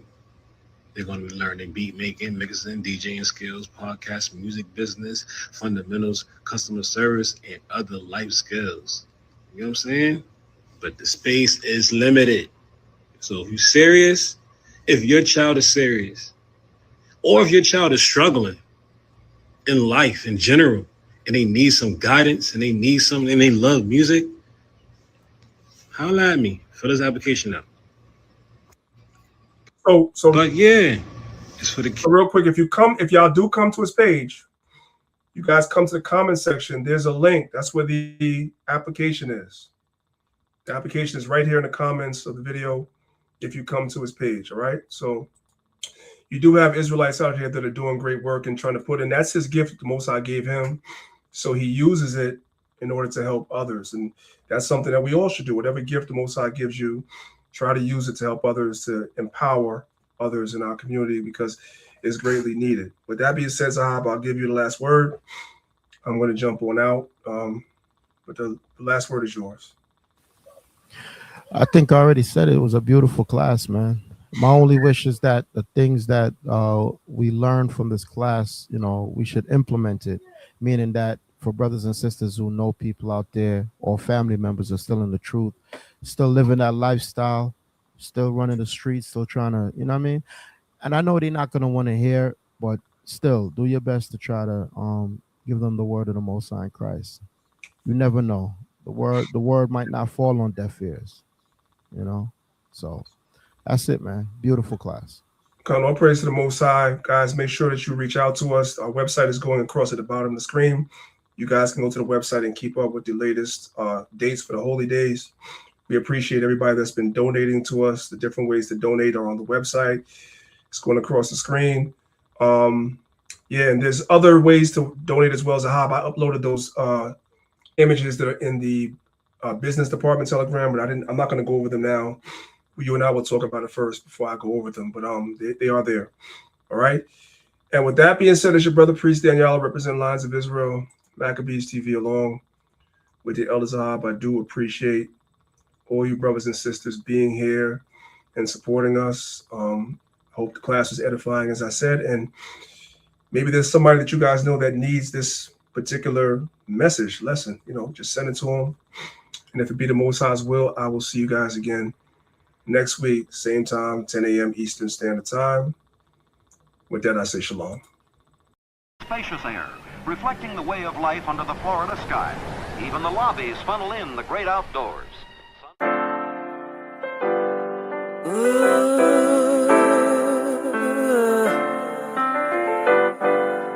Chosen. I was set apart for God's use. Chosen.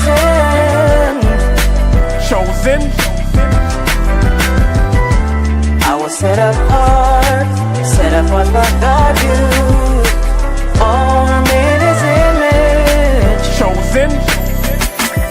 They say the chain of Shaitan is not that strong. They say his time is running out, he ain't got that long. They say murder, murder, kill, this is not that song. Said I won't amount to nothing, they got that wrong. Cause I was set apart and I was shown the light. And if I get the kingdom, I'll be clothed in white. 1/3 will be delivered and the rest were blinded. Their fate is set in stone, what you ain't read the fine print? Christ is gonna give a crown to us. In the end we'll have the nations bowing down to us, with their faces to the ground to us. It's the truth, as crazy as it sounds to us. Jacob forever rules, and we're his precious jewels. Showed us love and patience, put us above the nations. And that's the gospel, thank God for choosing me. Bad news for you, it's really good news for me. I was set apart for God's use. Chosen. I was set apart for God's use. Formed in His image. Let me tell you why. We have a different kind of shine, a different kind of mind. The rhythm's not the same, we're on a different type of time. With a different kind of pace, a different kind of race. The season's not the same, we have a different kind of taste. A different kind of salt, we are so not them. Got my sword and my shield, man, I'm so locked in. And when I came to serve Yahweh, I put my whole heart in. So I can't sit calm, I'm no Martin. And that's a reach, y'all, chosen to teach y'all. Every Sabbath you can find us in the streets, y'all. Daniel Allah, my nickname is Priest, y'all. In the gym, they say that I'm a beast, y'all. Set apart, the nations all hating me.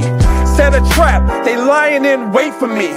Chris Paul, they don't wanna play with me. But if you love me, I'm asking that you pray with me. Cause I was set apart for God's use. Chosen.